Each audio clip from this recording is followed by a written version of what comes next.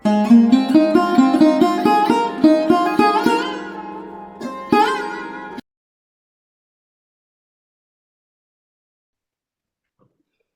को नमस्कार। जय जगन्नाथ। कलिंग इतिहास आउ एक आभासी सम्मेलन को आपण स्वागत। आपण मैंने हुए तो मत देखी टी बीतस्पृह हो जाइए कि आपण मान अति परिचित अति प्रिय सुनील विश्वाल सर नहांती, जेहेतु से आज मुख्य वक्ता आपण मानू मत ही कलेक्ट करने पड़ो। विशेष विलंब न करी आज वक्ता परिचय प्रदान करवा डायरेक्ट टॉक पाखक जावा। प्रदान करने पूर्व आज टॉक विषय में दी लाइन कहि कि सुनील सर जिते मल्टी टैलेंट मल्टी एबिलिटी अच्छी भर यही गोटे जिनस मत बहुत आश्चर्य लगे, कारण छुआ बेले आम समस्ते आकाश में तारा मान देखिक अनेक गप भावु अनेक कविता पढ़ीचु, किंतु जदि गोटे फुल फ्लेज कैरियर नुहे हबी हिसाब से नवाटा आम समस्त भर अनेक स्वप्न, किंतु जहाँ सुनील सर बंचुंट तो सेटा गोटे जिन मत बहुत भल लगे। तेज आम जा आज वक्ता परिचय। सुनील सर आम जमी जाने जड़े इलेक्ट्रिकल इंजीनियर चार्टर्ड इंजीनियर गोटे समय सी इलेक्ट्रिकल इंजीनियरिंग स्टूडेंट मान शिक्षा प्रदान करते। धीरे धीरे ही switch to entrepreneurship in electrical erection and commissioning. He is also a Bureau of Energy Efficient Certified Energy Auditor and consultant for high-rise building. Again, his passion has always been communicating science in very common layman language to common man. He is a life member of Samanta Chandrasekhar Amateur Astronomy Association, for which I envy him. Then also a life member of INTAC, for which again I envy him. Then Telemedicine Society of India, Institution of Energy, Institution of Engineers, India, National Federation of Engineers for Electrical Safety. He is also a licensed ham radio operator. तो जिते बेले आम माने phone आम छड़े नि आम पाखे कम्युनिकेशन करने कौन माध्यम रही, किंतु सांग पाखे रहिबो, that is ham radio. His call sign is VU2MBS. He writes columns in newspaper on diverse topic and is published author in English fiction. तो बेसी डेरी न करी मु अनुरोध करी सुनील सर दया करी स्टेज इज योर्स, आपण दया करी आज टॉक टी आरंभ करନ୍ତୁ। धन्यवाद सर। धन्यवाद सौम्य। आज जोग देथिवा समस्त सदस्य मान को मु नमस्कार जनाउछि एवं मोर बहु प्रतीक्षित वक्तव्य मो बर्तमान उपस्थापन करने जाऊँगी। मु केबे योजना करनथिले जे कलिंग इतिहास ये जो आम जो चैनल से दिने आकाश विषय भी आम कहवा एवं मते कहवाई पड़ो बोली मु केबे भाभी नथिली, कारण जो विषय आज आम आलोचना करने जाउचंती से अनेक ओडिशा रे प्रथित चषा एवं बहुत भल भल काम करुवा लोक मान सब अच्छा, तो आम समय कर शुणा। आज मोर ये वक्तव्यटी आम भाविबा जे ये जो तारा देखा विषय गोटे प्राक कथन हिसाब से आम यहाँ को भाविबा। तेबे तारा देखिबार जदि आम गोटे इतिहास जदि जीवा जे तारा देखाटा कोटू आरंभ मनुष्य जेबेठारु अच्छी मनुष्य समाज अच्छी मु भावुँ से तारा देखाटा आरंभ हो। आदिम मनुष्य जितेबाला कि गुंफार रोला माने किसी कांशरे असभ्य बा बर्बर थिला से समय भी से तारा को देखुला एवं पुरुष पर पुरुष तारा मान को देखा एवं सूर्यास्त पर तो आउ किसी काम ना कौन गोटे गुंफार किए कौट रोला किए गुंफार किए माने गोटे गचर खोलरे किए कौ गोटे बड़ गछ तले, तो से जो रोते राति आउ कि कम कर नाला। तेणु गोटे जिनस से देखा जाऊला सेटा हूँ ऊपर को अनैले गोटे विशाल आकाश एवं से विशाल आकाश रे चिकमिक करुवा तारा से ही से देखुला एवं पृथ्वीर जो जो जगार जोठी जोठी किछि मात्रा रे जनबसति थिला जोटा कि परवर्ती समय गोटे सभ्यतार परिणत था से मुणा आदिके लोक मैंने यही सब कम ही करुले। एवं मनुष्यर गोटे बहुत बड़ गुण हूँ जे सी प्रत्येक देखुवा जिनिस को मन रखे एवं ताकू निजर जो चारि पाखरे घटुवा घटना सांगरे जोड़ी ताकू किछि गोटे स्मृति हिसाब से साइती रखे। ତେଣୁ ଏଇ ଯୋଉ ପୃଥିବୀର ବିଭିନ୍ନ ଅଞ୍ଚଳରେ ରହୁଥିବା ଲୋକମାନେ ସେମାନେ ଏଇ କାମଟି ତାଙ୍କର ମାନେ ସ୍ୱାଧୀନ ଭାବରେ ସେମାନେ କରିଚାଲିଥିଲେ। ସେମାନେ ଯୋଉ ସବୁ ତାରା ଦେଖୁଥିଲେ ତାକୁ ସେମାନେ ଯୋଉ ମନେ ମନେ ଯୋଡ଼ିକି ନିଜର ଚାରି ପାଖରେ ଯୋଉ ସବୁ ଅଛନ୍ତି ପ୍ରାଣୀ କୁହନ୍ତୁ ବା ଉପକରଣ କୁହନ୍ତୁ ଏଇ ସବୁ ଭଳି ଆକୃତି ସବୁ ମନେ ମନେ ସବୁ ରେଖାଙ୍କିତ କରିକି ତାକୁ ସବୁ ଯୋଡ଼ିକି ନାଁ ଦଉଥିଲେ। କୋଉଟାକୁ ଗୋଟେ କୁକୁର ଭଳିଆ ଭାବୁଥିଲେ, କାହାକୁ ଗୋଟେ ଭାଲୁ ଭଳିଆ ଭାବୁଥିଲେ, କୋଉଟା ଗୋଟେ ଟୋପି ଭଳିଆ ଭାବୁଥିଲେ, କୋଉଟା ଗୋଟେ ଚାମଚ ଭଳିଆ ଭାବୁଥିଲେ। ତ ମଣିଷ ସମାଜରେ ସଭ୍ୟତାରେ ଯେମିତି ଯେମିତି ପରିବର୍ତ୍ତନ ହଉଥିଲା, ମଣିଷର ଏଇ ଯୋଉ ତାରା ମାନଙ୍କୁ ଦେଖିବା ଯୋଡ଼ିବା ଏବଂ ତା ସହିତ ସେଇ ସବୁ ବସ୍ତୁକୁ ନିଜ ଚାରିପାଖରେ ଘଟୁଥିବା ଘଟଣାବଳୀ ସାଙ୍ଗରେ ଯୋଡ଼ିକି ସେମାନେ ସବୁ ସେଟାକୁ ସବୁ ସାଇତି ରଖୁଥିଲେ, ସ୍ମୃତି ଭାବରେ ସାଇତି ରଖୁଥିଲେ। ଏବଂ ଦେଖାଯାଏ ଯେ ପୃଥିବୀର ସବୁ ସଭ୍ୟତାରେ ମାନେ ଭାରତୀୟ ସଭ୍ୟତା କୁହନ୍ତୁ, ଗ୍ରୀକ ସଭ୍ୟତା କୁହନ୍ତୁ, ଇଜିପ୍ଟ କଥା କୁହନ୍ତୁ, ବେବିଲୋନିଆ କଥା କୁହନ୍ତୁ, ସବୁ ପ୍ରାଚୀନ ସଭ୍ୟତାରେ ତାରା ମାନଙ୍କୁ ଦେଖିବା ଏବଂ ସେମାନଙ୍କୁ ନେଇ ମାନେ କିଛି କଥା ଚିନ୍ତା କରିବାର ଏଇ ଯୋଉ କାହାଣୀ ସବୁଠି ରହିଛି। ଆମେ ଦେଖିବା ସେଇଥିରୁ ଗୋଟେ ଦୁଇଟି ଆମେ ବର୍ତ୍ତମାନ ଆମେ ପରଖିବା। ଆମେ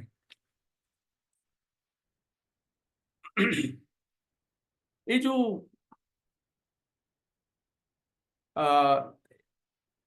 ଏଇ ଯୋଉ ମଣିଷ ଯୋଉ ତାରା ମାନଙ୍କୁ ଦେଖୁଥିଲା ସେଥିରେ ସେ ଗୋଟିଏ କଥା ଲକ୍ଷ୍ୟ କଲା ଯେ ଋତୁ ମାନଙ୍କର ଯୋଉ ପରିବର୍ତ୍ତନ ହଉଛି, ଗ୍ରୀଷ୍ମ ଋତୁ, ବର୍ଷା ଋତୁ, ଶୀତ ଋତୁ, ଏଇଭଳି ଯୋଉ ଋତୁ ମାନଙ୍କର ପରିବର୍ତ୍ତନ ହଉଛି ସେଇମାନଙ୍କର ସାଙ୍ଗରେ ଏଇ ଯୋଉ ସନ୍ଧ୍ୟା ଆକାଶରେ ଏଇ ଯୋଉ ତାରା ଗୁଡ଼ିକ ସବୁ ଦେଖା ଯାଉଛନ୍ତି ସନ୍ଧ୍ୟା ସମୟରେ, ବିଶେଷ କରି ସନ୍ଧ୍ୟା ସମୟରେ ଯୋଉ ତାରା ଦେଖାଯାଆନ୍ତି ଏବଂ ତା ସହିତ ଋତୁ ପରିବର୍ତ୍ତନ ହୁଏ, ସେମାନଙ୍କୁ ସେ ଯୋଡ଼ିକି ମନେ ମନେ ସବୁ ମନେ ରଖିଲା ଯେ ଏଇ ତାରା ଦେଖାଗଲେ ଏଇ କଥା ହବ, ସେଇ ତାରା ଦେଖାଗଲେ ସେଇ କଥା ହବ। ଏମିତିରେ ପୃଥିବୀ ନିଜର ନିଜର ଅକ୍ଷ ଚାରିପଟେ ଘୁରୁଛି ଏବଂ 24 ଘଣ୍ଟାରେ ପ୍ରତ୍ୟେକ ଦିନ ଯଦି ଜଣେ ଲୋକ ରାତି ସାରା ଚେଇଁ ରହିବ ଅନ୍ତତଃ ପକ୍ଷେ ଅଧା ତାରାମଣ୍ଡଳକୁ ସେ ଦେଖିପାରିବ। ତେଣୁ ଯେତେବେଳେ ଆମେ କହୁଛନ୍ତି ଯେ ତାରାଟା ଦୃଶ୍ୟମାନ ହବାର ସାଙ୍ଗରେ ଋତୁ ପରିବର୍ତ୍ତନ, ସେଇଟା କେବଳ ସନ୍ଧ୍ୟା ଆକାଶରେ ଯେତେବେଳେ ଦେଖାଯାଏ ତାରାଟା, ସେତେବେଳେ ଯୋଉ ଦୃଶ୍ୟଟି ଦେଖାଯାଏ, ଯୋଉ ତାରାଟି ଦେଖାଯାଏ ତା ସହିତ ସେଇ ସମୟରେ କଣ ଋତୁ ଅଛି ତାକୁ ମଣିଷ ଯୋଡ଼ିଲା। ଆମେ ଯିବା ବର୍ତ୍ତମାନ ଯେମିତି ଇଜିପ୍ଟରେ ସେମାନେ ଦେଖୁଥିଲେ ଆକାଶରେ ଯେତେବେଳେ ଲୁବ୍ଧକ ବୋଲି ଗୋଟେ ତାରା ଅଛି। ଆକାଶରେ ବିଭିନ୍ନ ତାରାମଣ୍ଡଳ ଅଛି ଯୋଉଟାକି ଆମେ ପରେ ଜାଣିବା, କିନ୍ତୁ ସେଥିରୁ ଗୋଟିଏ ବହୁତ ବଡ଼ ତାରାମଣ୍ଡଳ ହଉଛି ଲୁବ୍ଧକ। ଲୁବ୍ଧକ ତାରାମଣ୍ଡଳର ଗୋଟିଏ ସ୍ୱତନ୍ତ୍ର ଗୁଣ ହଉଛି ଯେ ସେଇ ଯୋଉ ତାରାମଣ୍ଡଳ ଭିତରେ ଗୋଟିଏ ତାରା ଅଛି ଯୋଉଟାକି ଆକାଶର ସବୁଠାରୁ ବ୍ରାଇଟେଷ୍ଟ ଅବଜେକ୍ଟ, ସବୁଠାରୁ ଉଜ୍ଜଳତମ ତାରା। ତାର ନାଁ ହଉଛି ସାଇରସ୍ ଏବଂ ତାର ଭାରତୀୟ ଭାଷାର ତାର ନାଁ ହଉଛି ଲୁବ୍ଧକ। ତାରାମଣ୍ଡଳର ନାଁ ହଉଛି କ୍ୟାନିସ୍ ମେଜର ବା ମୃଗ ବ୍ୟାଧ ଏବଂ ସେଇ ଯୋଉ ତାରାମଣ୍ଡଳ ଭିତରେ ସେଇ ପର୍ଟିକୁଲାର ଉଜ୍ଜଳ ତାରାର ନାଁ ହଉଛି ସାଇରସ୍ ବା ଲୁବ୍ଧକ। ଯେ ସେମାନେ ଦେଖିଲେ ଯେ ଯେତେବେଳେ ସାଇରସ୍ ତାରା ଯେତେବେଳେ ଉଦୟ ହଉଛି, ବର୍ଷର ଯୋଉ ସମୟରେ ଉଦୟ ହଉଛି, ଠିକ ତା ପରେ ନୀଳ ନଦୀରେ ବନ୍ୟା ଆସୁଛି ଏବଂ ବନ୍ୟା ପରେ ବନ୍ୟା ମାନେ ସେଥିରେ ପଟୁମାଟି ମାନେ ଉର୍ବର, ଚାଷ ପାଇଁ ସେଟା ଉର୍ବର ଅନୁକୂଳ ପରିବେଶ। ତ ସେମାନେ ସେଇଠି ବେଳେ ସେମାନେ ଚାଷ କାମଟା ଆରମ୍ଭ କରନ୍ତି। ତେଣୁ ଇଏ ହଉଛି ଗୋଟେ ତାରା ଦେଖାର ଗୋଟେ ବହୁତ ବଡ଼ ମାନେ ଉଦାହରଣ। ତାରା ଦେଖା ସାଙ୍ଗରେ ମଣିଷ କେମିତି ତାର ନିଜର କାର୍ଯ୍ୟକ୍ରମ କେମିତି ସମ୍ପର୍କିତ କରିପାରିଲା। ତାପରେ ଯିବା, ଆମେ ସମସ୍ତେ ଜାଣିଛନ୍ତି ଯେ କଳିଙ୍ଗ ସାଧବ ମାନେ ଖ୍ରୀଷ୍ଟପୂର୍ବ 261ରେ ଦରିଆ ପାରି ବାଣିଜ୍ୟ କରିବା ପାଇଁ ଯାଉଥିଲେ। ଆମେ ଆଉ କିଛି ସମୟ ପରେ ତାରା ଦେଖା ସମ୍ପର୍କରେ ଯେତେବେଳେ ମାନେ ଡିଟେଲଡ ଆଲୋଚନା କରିବା, ସେତେବେଳେ ଜାଣିବା ଯେ ଧ୍ରୁବ ତାରା ଯୋଉଟାକି ଆମେ ସମସ୍ତେ ଜାଣିଛନ୍ତି ଯେ ଉତ୍ତର ଦିଗରେ ଗୋଟିଏ ଜାଗାରେ କନଷ୍ଟାଣ୍ଟଲି ଥାଏ ଏବଂ ତାକୁ ବ୍ୟବହାର କରିକି ଲୋକମାନେ ବାଟ ଖୋଜନ୍ତି। ମୁଁ ତ ଶୁଣିଛି ପିଲାଦିନେ ମୋ ନିଜ ଗାଁଟା ହଉଛି ଯାଜପୁର ଏବଂ ଯାଜପୁରର ଗୋଟିଏ ଗାଁରୁ ଆଉ ଗୋଟେ ଗାଁ ଯଦି ଦେଖାଯିବ, ଦିଗ୍ବଳୟ ପାଖରେ ଦେଖାଯାଉଥିବ ଧୂଆଁଳା ହେଇକି, ଦିନ ବେଳେ ଧୂଆଁଳା ହେଇକି ଗାଁ ସବୁ ଦେଖାଯାଉଥିବ। କିନ୍ତୁ ସେ ସବୁ ଗାଁ ମାନଙ୍କ ଭିତରେ ବି ଏ ଗାଁର ଲୋକମାନଙ୍କର ବାହାଘର ବା ଏମିତି ବିଭିନ୍ନ କଥାରେ ସେ ଗାଁକୁ ଯିବାଟା ଦରକାର ପଡ଼ିବ, କେତେବେଳେ ରାତିରେ ଯିବା ପାଇଁ ଦରକାର ପଡ଼ିବ। ମୁଁ ଶୁଣିଛି ଏ ଗାଁରୁ କିଛି ଲୋକ ସାଙ୍ଗ ହେଇକି ଭୋଜି ଖାଇବା ପାଇଁ ଯାଇଥିବେ ଆଉ ଗୋଟେ ଗାଁକୁ ଏବଂ ରାତିରେ ଦିନ ବେଳେ ଯାଇଥିବେ, ଯେତେବେଳେ ରାତିରେ ଭୋଜି ଖାଇକି ଫେରିବେ ସେମାନେ ରାସ୍ତା ଭୁଲି ଯାଆନ୍ତି ଏବଂ ସେ ଯୋଉ ବିଲ ଭିତରେ ସେମାନେ ଘୁରୁଥାନ୍ତି। এইଭଳି ଷ୍ଟୋରି ଏଇ ସବୁ ଗପ କାହାଣୀ ଗାଁରେ ବହୁତ ଆପଣ ଶୁଣିବେ। କିନ୍ତୁ ସେଇ ଯୋଉ ଦଳ ଭିତରେ କିଛି କିଛି ଲୋକ ଥାଆନ୍ତି ଯୋଉମାନେ କି ତାରାକୁ ଦେଖିକି ସେମାନେ ରାସ୍ତା କହିପାରନ୍ତି ଯେ ଦିଗଟା ନିର୍ଣ୍ଣୟ କରିପାରନ୍ତି ଯେ ଏଇଟା ହଉଛି ଉତ୍ତର ଦିଗ, ଆମ ଗାଁଟା ହଉଛି ପୂର୍ବ ଦିଗରେ, ତେଣୁ ଆମେ ପୂର୍ବ ଦିଗରେ ଯିବା। ତ ଏଇ ଯୋଉ ତାରାକୁ ଦେଖିବା ସେଇଥିପାଇଁ ଆଉ ଗୋଟେ ଆମ ଲୋକମାନଙ୍କ ପାଇଁ ଗୋଟେ ନିହାତି ଆବଶ୍ୟକ ଅଙ୍ଗ ଥିଲା ଗୋଟେ ସମୟରେ। ତ ଯୋଉ ଇଏ ତ ହେଲା ଗାଁରୁ ଗାଁ, ଯେତେବେଳେ ସମୁଦ୍ରରେ ଯେତେବେଳେ ସବୁ ଯାଉଥିଲେ ମାନେ ଜାହାଜ ସବୁ ଯାଉଥିଲେ ଏବଂ ସେଥିରେ ଲୋକମାନେ ସବୁ ଯାଉଥିଲେ, ସେମାନେ ଯଦି ଟିକିଏ ଭୁଲ ହେଇଯିବ ସେମାନେ ଗୋଟେ ଦେଶ ଯିବା ଜାଗାରେ ଆଉ ଗୋଟେ ଦେଶକୁ ପଳେଇଯିବେ ବା ସମୁଦ୍ର ମଝିରେ ହୁଏତ ରାସ୍ତା ଭୁଲି ସେମାନେ କୋଉ ଭଳିଆ ପରିସ୍ଥିତିରେ ପଡିବେ ସେଟା କହିହବ ନାହିଁ। ତ ସେମାନେ ବି ତାରାକୁ ଦେଖିକି ସେମାନେ ତାଙ୍କର ଦିଗ ନିର୍ଣ୍ଣୟ କରୁଥିଲେ। ମୁଁ ଥରେ ଏମିତି କହିଲା ବେଳକୁ ମତେ ଜଣେ ପଚାରିଲେ, ଆଜ୍ଞା କଳିଙ୍ଗର ସାଧବ ମାନେ ଯାଉଥିଲେ ଜାଭା ଆଉ ସୁମାତ୍ରା ଇତ୍ୟାଦି ଜାଗାକୁ ଯାଉଥିଲେ, ଯେତେବେଳେ ପୃଥିବୀର ଯୋଉ ଆମର ଯୋଉ ଇକ୍ୱେଟର ଯୋଉଟା ଇକ୍ୱେଟର ପାଖରେ ଯେତେବେଳେ ଆମ ଜାହାଜ ପହଞ୍ଚିଯିବ ସେତେବେଳେ ତ ଆଉ ଆମକୁ ଦେଖାଯିବନି ଧ୍ରୁବ ତାରା ଦେଖାଯିବନି। କାହିଁକି ନା ଧ୍ରୁବ ତାରାଟା ରହୁଛି ନର୍ଥ ପୋଲ ମାନେ ଉତ୍ତର ମେରୁର ଉପରେ ରହୁଛି। ତ ଆମେ ଯେତେ ଦୂରକୁ ଦୂରକୁ ଯିବା ନର୍ଥ ପୋଲରୁ ଯେତେ ଦୂରକୁ ଦୂରକୁ ଯିବା ଧୀରେ ଧୀରେ ତାରାଟା ଆକାଶର ଦିଗ୍ବଳୟର ଏକଦମ ତଳକୁ ପଳେଇଯିବ ଏବଂ ଗୋଟେ ସମୟରେ ସେଟାକୁ ଦେଖାଯିବନି। ତ ସେ କ୍ଷେତ୍ରରେ ନାବିକ ମାନେ ଧ୍ରୁବ ତାରାକୁ କେମିତି ବ୍ୟବହାର କରୁଥିଲେ ତାଙ୍କର ରାସ୍ତା ପାଇବା ପାଇଁ? ମୋ ମନରେ ସେ ପ୍ରଶ୍ନଟା ଆକ୍ଚୁଆଲି କେବେ ଆସିନଥିଲା। ତାପରେ ମୁଁ ନିଜେ ବି ଟିକେ ଦ୍ୱନ୍ଦ୍ୱରେ ପଡ଼ିଲି। ତାହେଲେ ମୁଁ କହିଲି ତାହେଲେ ନିଶ୍ଚିତ ୟାର ଉତ୍ତର ଅନ୍ୟ କିଛି ଗୋଟେ ଥିବ ଗୋଟେ। ସୌଭାଗ୍ୟବଶତଃ ଏଇ ଯୋଉ ଉତ୍କଳ ୟୁନିଭର୍ସିଟିର ଯୋଉ ସଂକ୍ଷିପ୍ତ ଜ୍ଞାନକୋଷରେ ଗୋଟେ ମାନେ ଛୋଟିଆ ରେଫରେନ୍ସ ଗୋଟେ ମିଳିଲା, ନାବିକ ନକ୍ଷତ୍ର। ଆକାଶରେ ମାନେ ଠିକ ଆମର ଯୋଉ ଅଛି ଇକ୍ୱେଟରଟା ଅଛି ତାର ଠିକ ସିଧାରେ ମାନେ ପୃଥିବୀ ହଉଛି ଗୋଟେ ଗୋଲାକାର ବସ୍ତୁ। ପୃଥିବୀ ଚାପକୁ ଯଦି ଆମେ ଘେରି ରହିଥିବା ଆଉ ଗୋଟେ ଗୋଲାକାର ବସ୍ତୁର କଥା ଚିନ୍ତା କରିବା ଏବଂ ଯେମିତି ପୃଥିବୀରେ ଅଛି ଆମର ଅକ୍ଷାଂଶ ଦ୍ରାଘିମା ଏସବୁ ଅଛି, ଯଦି ସେଇ ଯୋଉ ଆକାଶରେ ଗୋଟେ କାଳ୍ପନିକ ଅକ୍ଷାଂଶ ଦ୍ରାଘିମା ଆଙ୍କିବା, ପୃଥିବୀର ଅକ୍ଷାଂଶକୁ ଦ୍ରାଘିମା ଯୋଉ ଇକ୍ୱେଟରକୁ ଯଦି ଆମେ ବଢେଇଦବା, ଯୋଉ କ୍ରାନ୍ତି ପଥ ଯୋଉଠି ସେଟା ଯଦି ଟଚ୍ କରିବେ ସେ ଯୋଉ ବାହାର ଗୋଲେଇଟାକୁ ତାକୁ କୁହାଯିବ କ୍ରାନ୍ତି ପଥ। ତ ସେଇ କ୍ରାନ୍ତି ପଥ ଉପରେ ଯୋଉ ସବୁ କନଷ୍ଟେଲେସନ ଅଛି ସେଇଥିରୁ 55ଟା ନକ୍ଷତ୍ରଙ୍କୁ ନେଇକି ଗୋଟେ ନାବିକ ନକ୍ଷତ୍ର ଗୋଟେ ଗ୍ରୁପ ଥିଲା ଗୋଟେ। କିନ୍ତୁ ଓଡ଼ିଶାରେ ଯେମିତି ଗୁଡାଏ କଥା ଲିପିବଦ୍ଧ ହେଇକି ନାହିଁ, ଇଏ ବି ଗୋଟେ କଥା ଆମ ପାଖରେ ମାନେ ତାର ବିସ୍ତୃତ ବର୍ଣ୍ଣନା ନାହିଁ। କିନ୍ତୁ ଆମେ ଅନ୍ତତଃ ପକ୍ଷେ ଜାଣିଛନ୍ତି ଯେ କଳିଙ୍ଗ ସାଧବ ମାନେ ନୌବାଣିଜ୍ୟ ପାଇଁ ଯେତେବେଳେ ଯାଉଥିଲେ ଏଇଭଳିଆ ଯୋଉ ଗାଇଡିଂ ଷ୍ଟାର ମାନଙ୍କୁ ସେମାନେ ରେଫର କରୁଥିଲେ। ସେମିତି ଏଇ ଯୋଉ ଆକାଶରେ ଏସବୁ ଜିନିଷକୁ ବାରମ୍ବାର ଦେଖିବା ପର୍ଯ୍ୟାଲୋଚନା କରିବା ଭିତରେ ପିଢ଼ି ପରେ ପିଢ଼ି ଜେନେରେସନ ପରେ ଜେନେରେସନ ଆମର ଭାରତରେ ବିଶେଷ କରି ଏଇ ଯୋଉ ଜ୍ୟୋତିର୍ବିଜ୍ଞାନ ଏତେ ଉନ୍ନତ ପର୍ଯ୍ୟାୟରେ ପହଞ୍ଚିଥିଲା ଯେ ଭାରତର ଋଗ୍ବେଦରେ ଏ ସମ୍ପର୍କିତ ବର୍ଣ୍ଣନା ସବୁ ଅଛି। ଏବଂ ସେ ସମୟରେ ଆମର ଯୋଉ ମୁନି ଋଷି ମାନେ ସେମାନେ ଆଶ୍ଚର୍ଯ୍ୟ ଭାବରେ ଏଇ ଯୋଉ ବିଛା ରାଶି ବା ସ୍କର୍ପିଓ, ଏଇ ଯୋଉ ସ୍କର୍ପିଓ କନଷ୍ଟେଲେସନରେ ଗୋଟେ ତାରା ଅଛି, ତାର ନାଁ ହଉଛି ଆଣ୍ଟାରେସ୍ ବା ଆମର ଭାରତୀୟ ଭାଷାରେ ତାର ନାଁ ହଉଛି ଜ୍ୟେଷ୍ଠା। ଜ୍ୟେଷ୍ଠା ମାନେ ବଡ। ତ ସେ ସମୟରେ ମଣିଷର ଖାଲି ଆଖିକୁ ଦେଖାଯାଉଥିବା ଯେତେ ସବୁ ତାରା ଥିଲେ ସେ ତାରା ଭିତରେ ସବୁଠାରୁ ବଡ ତାରା ହଉଛି ଆଣ୍ଟାରେସ୍। ଦେଖନ୍ତୁ ଏଇଟା ଆପଣ କଣ କହିପାରିବେ, କାକତାଳୀୟ ବ୍ୟାପାର କହିପାରିବେ, ଯାହା ବି କହିପାରିବେ, କିନ୍ତୁ ଏଇଟା ନିଶ୍ଚିତ ଭାବରେ ଆଚମ୍ବିତ କଲା ଭଳି କଥା ଯେ ଖାଲି ଆଖିରେ ଦେଖାଯାଉଥିବା ଯୋଉ କନଷ୍ଟେଲେସନ ଭିତରୁ ଶହ ଶହ ବା ହଜାର ହଜାର ତାରା ଭିତରୁ ଏଇ ଯୋଉ ତାରା ଆଣ୍ଟାରେସ୍ ଏବଂ ଯାହାର ଇଣ୍ଡିଆନ ନେମ୍ ହଉଛି ଜ୍ୟେଷ୍ଠା, ସେଇଟା ଯେ ସବୁଠାରୁ ବଡ ତାରା ସେଇଟା ଆମର ମୁନି ଋଷି ମାନଙ୍କୁ ଜଣାଇଥିଲା। ଏବଂ ଆମର ଯୋଉ ଯଦି ପୁରାଣକୁ ଯଦି ଆପଣ ପଢିବେ ସେଥିରେ ଗୁଡାଏ ବର୍ଣ୍ଣନା ସବୁ ଏମିତି ସବୁ ଅଛି ଯୋଉଟାକୁ ପଢିଲେ ଆପଣଙ୍କୁ ଲାଗିବ ଯେ ଏଭଳିଆ ଗୋଟେ ଉପଲବ୍ଧି ବା ଏଇଭଳିଆ ଗୋଟେ ଚେତନାର ଏଇଭଳିଆ ଗୋଟେ ସ୍ତରରେ ପହଞ୍ଚିବା ପାଇଁ ମଣିଷ ଯୋଉ ଯୋଉ ସବୁ ମାନେ ତାକୁ କୁହାଯିବ କଣ, ଯୋଉ ଯୋଉ ସବୁ କାର୍ଯ୍ୟରେ ଲିପ୍ତ ଥିବ ସେଥିରୁ ଗୋଟିଏ ନିଶ୍ଚିତର ବଡ ଥିବ ଯେ ଏ ଆକାଶକୁ ଦେଖିବା। କାହିଁକି ଆପଣ ବିଶ୍ୱ ବ୍ରହ୍ମାଣ୍ଡକୁ ଯେତେବେଳେ ମାନେ ଦେଖିବେ ଏଇ ଯୋଉ ଅସୀମ ପୃଥିବୀର ଯଦି ଝଲକ ଆପଣ ଦେଖିବା ପାଇଁ ପାଇବେ, ଆପଣ ପୃଥିବୀରେ ଦିନ ବେଳେ ଯୋଉ ଗଛ ପାହାଡ ବଣ ଜଙ୍ଗଲ ବା ନଈ ସମୁଦ୍ରକୁ ଦେଖିଲେ ଯୋଉ ସ୍କେଲରେ ଆପଣ ଯୋଉ ଭଗବାନ କୁହନ୍ତୁ ବା ଯାହାବି ସୃଷ୍ଟିର ଏଇ ଯୋଉ ବହୁତ ବଡ ଯୋଉ ରହସ୍ୟକୁ ଯୋଉ ସାମ୍ନାସାମ୍ନି କରିବେ, ତାଠୁ ବେଶୀ ବଡ ରହସ୍ୟକୁ ଆପଣ ସାମ୍ନା କରିବେ ଯେତେବେଳେ ଆପଣ ଆକାଶକୁ ଅନେଇବେ। ମାନେ ନିର୍ମଳ ମେଘମୁକ୍ତ ଆକାଶରେ ଯେତେବେଳେ ବସି ଆପଣ ଆକାଶକୁ ଦେଖିବେ ଏବଂ ଏଇ ସବୁ ଜିନିଷ ଭିତରେ ହଜିଯିବେ, ଆପଣ ଯୋଉ ଉପଲବ୍ଧି ଆସିବ ସେଇ ସମୟରେ ହୁଏତ ମୁନି ଋଷି ମାନେ ଯୋଉ ସବୁ ଆମର ମାନେ ଆମର ଯୋଉ ଲେଖିଛନ୍ତି ଯୋଉ ସବୁ ସେଥି ଭିତରେ ମୁଁ ମାତ୍ର ଦୁଇଟି କଥା କହିବି। ପ୍ରଥମଟି ହଉଛି ଯେ ଈଶାବାସ୍ୟମ ଇଦମ ସର୍ବମ ଯତ୍କିଞ୍ଚିୟା ଜଗତ୍ୟାମ ଜଗତ ତେନ ତ୍ୟକ୍ତେନ ଭୁଞ୍ଜିଥା ମା ବୃଦ୍ଧ କଶସ୍ୱୀ ଧନମ।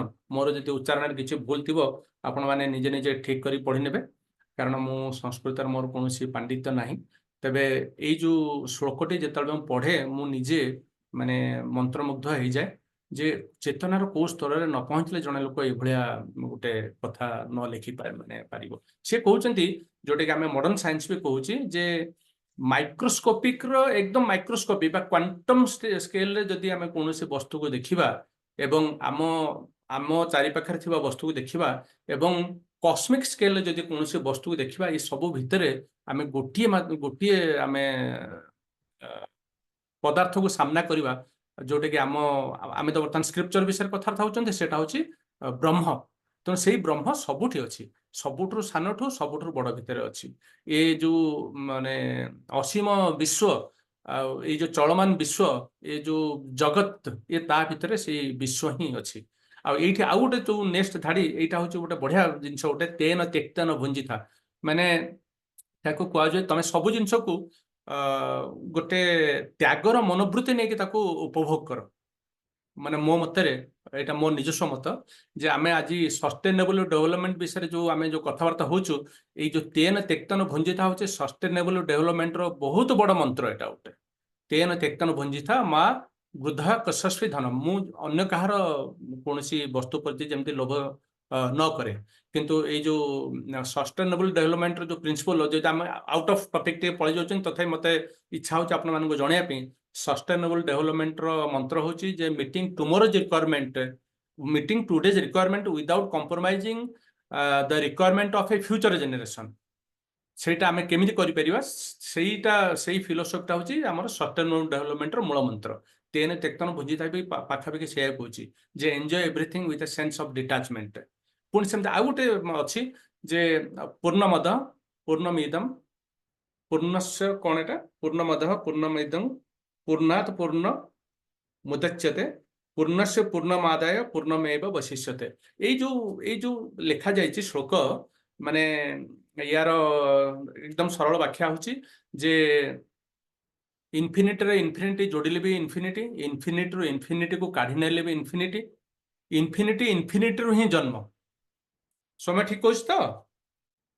ଏବଂ ଇନଫିନିଟିରୁ ଇନଫିନିଟି କାଢି ନେଲେ ଇନଫିନିଟି ହିଁ ମାନେ ଅବଶେଷ ରହୁଛି।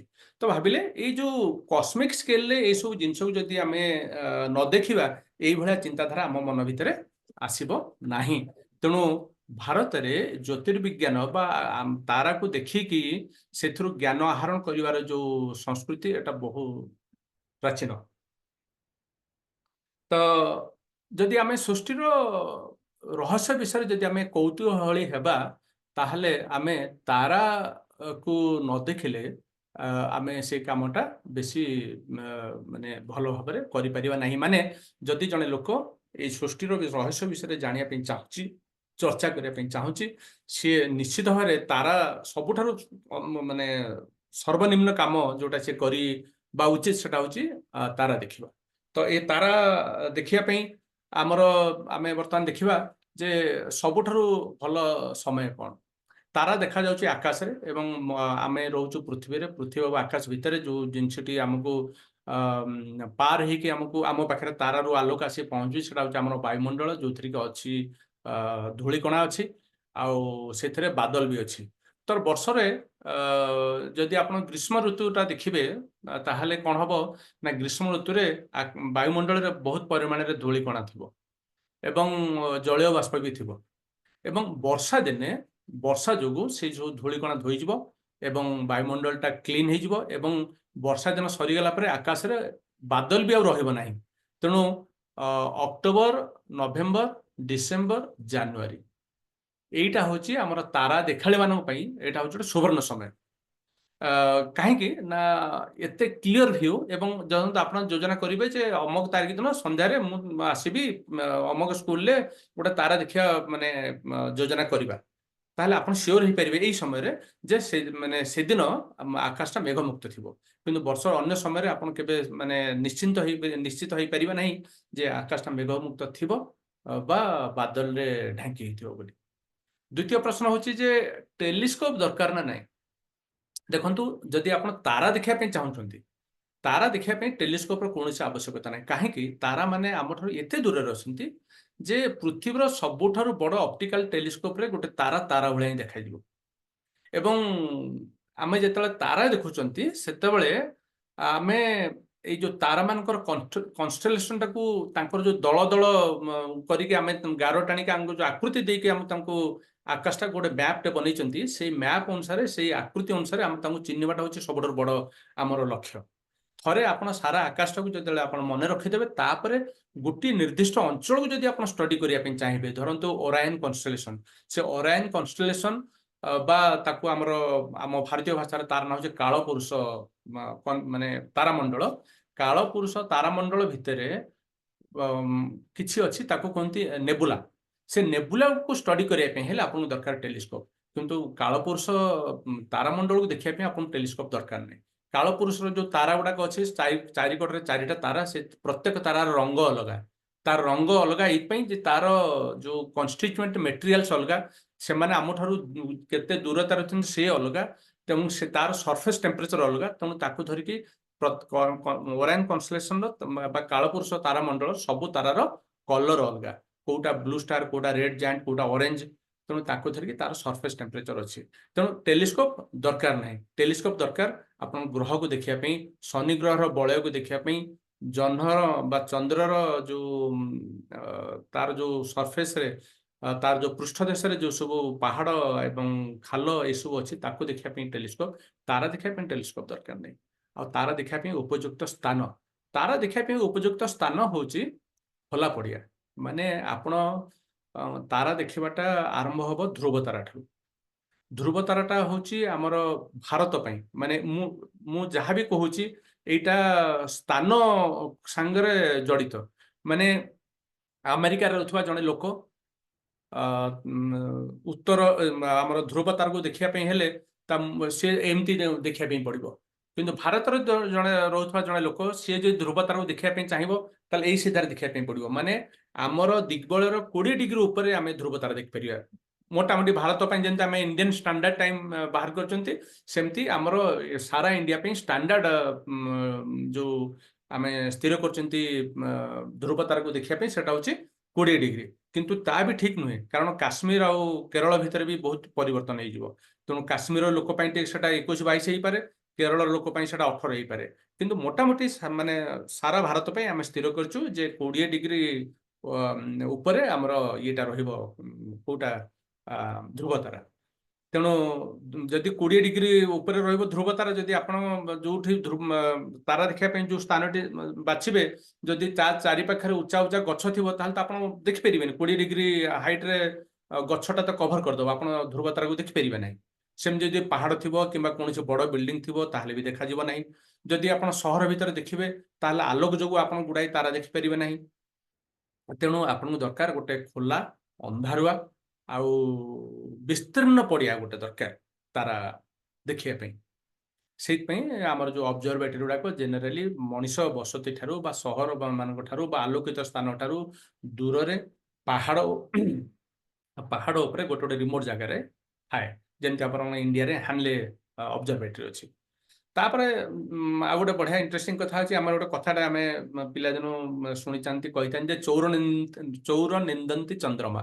ମାନେ ଚୋର ସଦାବେଳେ ଜହ୍ନକୁ ନିନ୍ଦା କରିଥାଏ ଏଇଥିପାଇଁ ଯେ ଜହ୍ନ ରାତିରେ ଚୋର ଯେତେବେଳେ ଚୋରି କରିବା ପାଇଁ ବାହାରିବ, ତାକୁ ତ ସମସ୍ତେ ଦେଖିଦେବେ ନା, ତେଣୁ ସେ ଲୁଚି କେମିତି ଚୋରି କରିବ। କିନ୍ତୁ ମୁଁ ସେଥିରେ ଆଉ ଗୋଟେ ତାକୁ କରେକ୍ସନ କରିକି ଦେଖୁଛନ୍ତି, ଚୋର ଲେଖା ହେଇ ତା ଦେହରେ ଗାର ମରା ହେଇଛି, ତାରା ଦେଖାଳି ନିନ୍ଦନ୍ତି ଚନ୍ଦ୍ରମା। ଏଟା ଗୋଟେ ଓଡିଆ ଆଉ ସଂସ୍କୃତର ଗୋଟେ ହାଇବ୍ରିଡ ମାନେ ତିଆରି କରିଛି ମୁଁ ଗୋଟେ, ଯେ ତାରା ଦେଖାଳି ମାନଙ୍କ ପାଇଁ ଜହ୍ନ ହଉଛି ଗୋଟେ ଅବଷ୍ଟ୍ରକ୍ସନ। ଜହ୍ନର ଆଲୋକରେ ତାରା ଗୁଡାକ କ୍ଷୀଣ ଦେଖାଯାଆନ୍ତି ଏବଂ ଯୋଉ ତାରା ଗୁଡାକ ଅଲରେଡି ଯୋଉଗୁଡାକ ସବୁ କ୍ଷୀଣ ତାରା ସେମାନେ ସବୁ ଦେଖାଯାଆନ୍ତି ନାହିଁ। ତେଣୁ ଖାଲି ଆଖିରେ ବିନା ଜହ୍ନରେ ଯଦି ଆମେ ଆକାଶରେ 3000 ତାରା ଦେଖିବା, ଯଦି ଜହ୍ନ ଥିବ ହୁଏତ ଆମେ 1500 ତାରା ଦେଖିବା, ଆଉ 1500 ତାରାକୁ ଆମେ ଦେଖିପାରିବାନି। ଯେମିତି ଦିନ ବେଳେ ସୂର୍ଯ୍ୟଙ୍କ ପ୍ରଭାବରେ ଜମା ହିଁ ତାରା ଦେଖାଯାଆନ୍ତିନି, ସେମିତି ରାତିରେ ଜହ୍ନ ଥିଲେ ତା ଦେହରୁ 50% ତାରାଙ୍କୁ ଆମେ ଦେଖିପାରିବା ନାହିଁ। ଆଉ ଗୋଟେ କଥା ମୁଁ ଏଥିରେ ଲେଖିନି, କିନ୍ତୁ ସେଟା ମୁଁ କହିବା ପାଇଁ ଚାହୁଁଛି ଯେ ଆଜିକାଲି ଏଇ ଯୋଉ ସୂଚନା ବିଜ୍ଞାନର କ୍ରାନ୍ତିରେ ଶୀର୍ଷରେ ପହଞ୍ଚିଥିବା ଆମ ସମାଜରେ ତାରା ଦେଖାଳି ମାନଙ୍କ ପାଇଁ ଆଉ ଗୋଟିଏ ଭଲ ସୁବିଧା ଅଛି। ମୋବାଇଲରେ ବିଭିନ୍ନ ପ୍ରକାର ଆପ୍ ଅଛି, ଯେମିତି ଆପଣଙ୍କର heavensabove.com ଅଛି, ସ୍କାଇ ୱାକ୍ ଅଛି, ବିଭିନ୍ନ ଆପ୍ ଅଛି। ଆଉ ଗୋଟେ ଅଛି ଆପଣଙ୍କର ଆଦି ତ କଣ ସେ ଯୋଉ ଆରଟା ତ ମୁଁ କଣ ଭୁଲି ଯାଇଛି, ମାନେ ମୁଁ ବ୍ୟବହାର କରୁଛି ତ ଭୁଲି ଯାଇଛି। ସୋଲାରିୟମ ସୋଲାରିୟମ ନା ଆଦିତ୍ୟ ବାବୁ? ଏନିୱେ ମୁଁ ଗୋଟେ ବ୍ୟବହାର କରେ ନାଇଟ୍ ସ୍କାଏ। କୋଉଟା? ମୁଁ ଗୋଟେ ବ୍ୟବହାର କରେ ନାଇଟ୍ ସ୍କାଏ। ସେଇ ନାଇଟ୍ ଆପଟା ସ୍କାଏ ବି ନାଇଁ, ଷ୍ଟେଲାରିୟମ ମୁଁ ଯୋଉଟା କହୁଛି ଷ୍ଟେଲାରିୟମ। ଓକେ, ଆଜ୍ଞା ଏମିତି ସେଟା ଗୁଡାଏ ଆପ୍ stellarium। ଅଛି। ତେଣୁ ମୁଁ ଯେତେବେଳେ ତାରା ଦେଖା ଆରମ୍ଭ କରିଥିଲି, ମୋର ମନେ ଅଛି ଭୁବନେଶ୍ୱରରେ ଗୋଟିଏ 3 ଦିନିଆ ଗୋଟେ ନାଇଟ୍ ସ୍କାଏ ୱାଚିଂ କ୍ୟାମ୍ପ ଗୋଟେ ଆଟେଣ୍ଡ ମୁଁ କରିଥିଲି, ଯୋଉଥିରେ କି ମୁଁ ତାରା ଦେଖାର ପ୍ରାଥମିକ ଇଏ ସବୁ ପାଇଲି, ମାନେ ମାନେ ଇମ୍ପାକ୍ଟିୟସ୍ ଯୋଉଟା ମତେ ମିଳିଲା। ତାପରେ ଆପଣ ନିଜେ ନ ଦେଖିଲେ ସବୁ ଜିନିଷ ଭୁଲିଯିବେ, ତେଣୁ ଆପଣ ନିଜେ ଦେଖି ତାକୁ ସବୁ ସେଟାକୁ ମନେ ରଖିବା ପାଇଁ ପଡିବ। କିନ୍ତୁ ଆଜିକାଲି ଯଦି ଜଣେ ଚାହିଁବ ତାରା ଦେଖାକୁ ଗୋଟେ ହବି ହିସାବରେ ଗ୍ରହଣ କରିବା ପାଇଁ, ତାହେଲେ ତା ପାଖରେ ଅଲରେଡି ଜଣେ ଗୁରୁ ଅଛି, ସେଟା ହଉଛି ତାଙ୍କର ମୋବାଇଲ। ଆପଣ ଯୁଆଡେ ବୁଲେଇ ଦେବେ, ସିଏ ସେଇ ସିଧାରେ ସେଇ ମୁହୂର୍ତ୍ତରେ କୋଉ ତାରା ଅଛି ସେ ଗାର ଟାଣିକି ସବୁତକ ଦେଖେଇଦବ। ତେଣୁ ବହୁତ ସୁବିଧା ଅଛି, ଆପଣ ମାନେ ଚାହିଁଲେ এই তারা ଇଏଟାକୁ କରିପାରିବେ।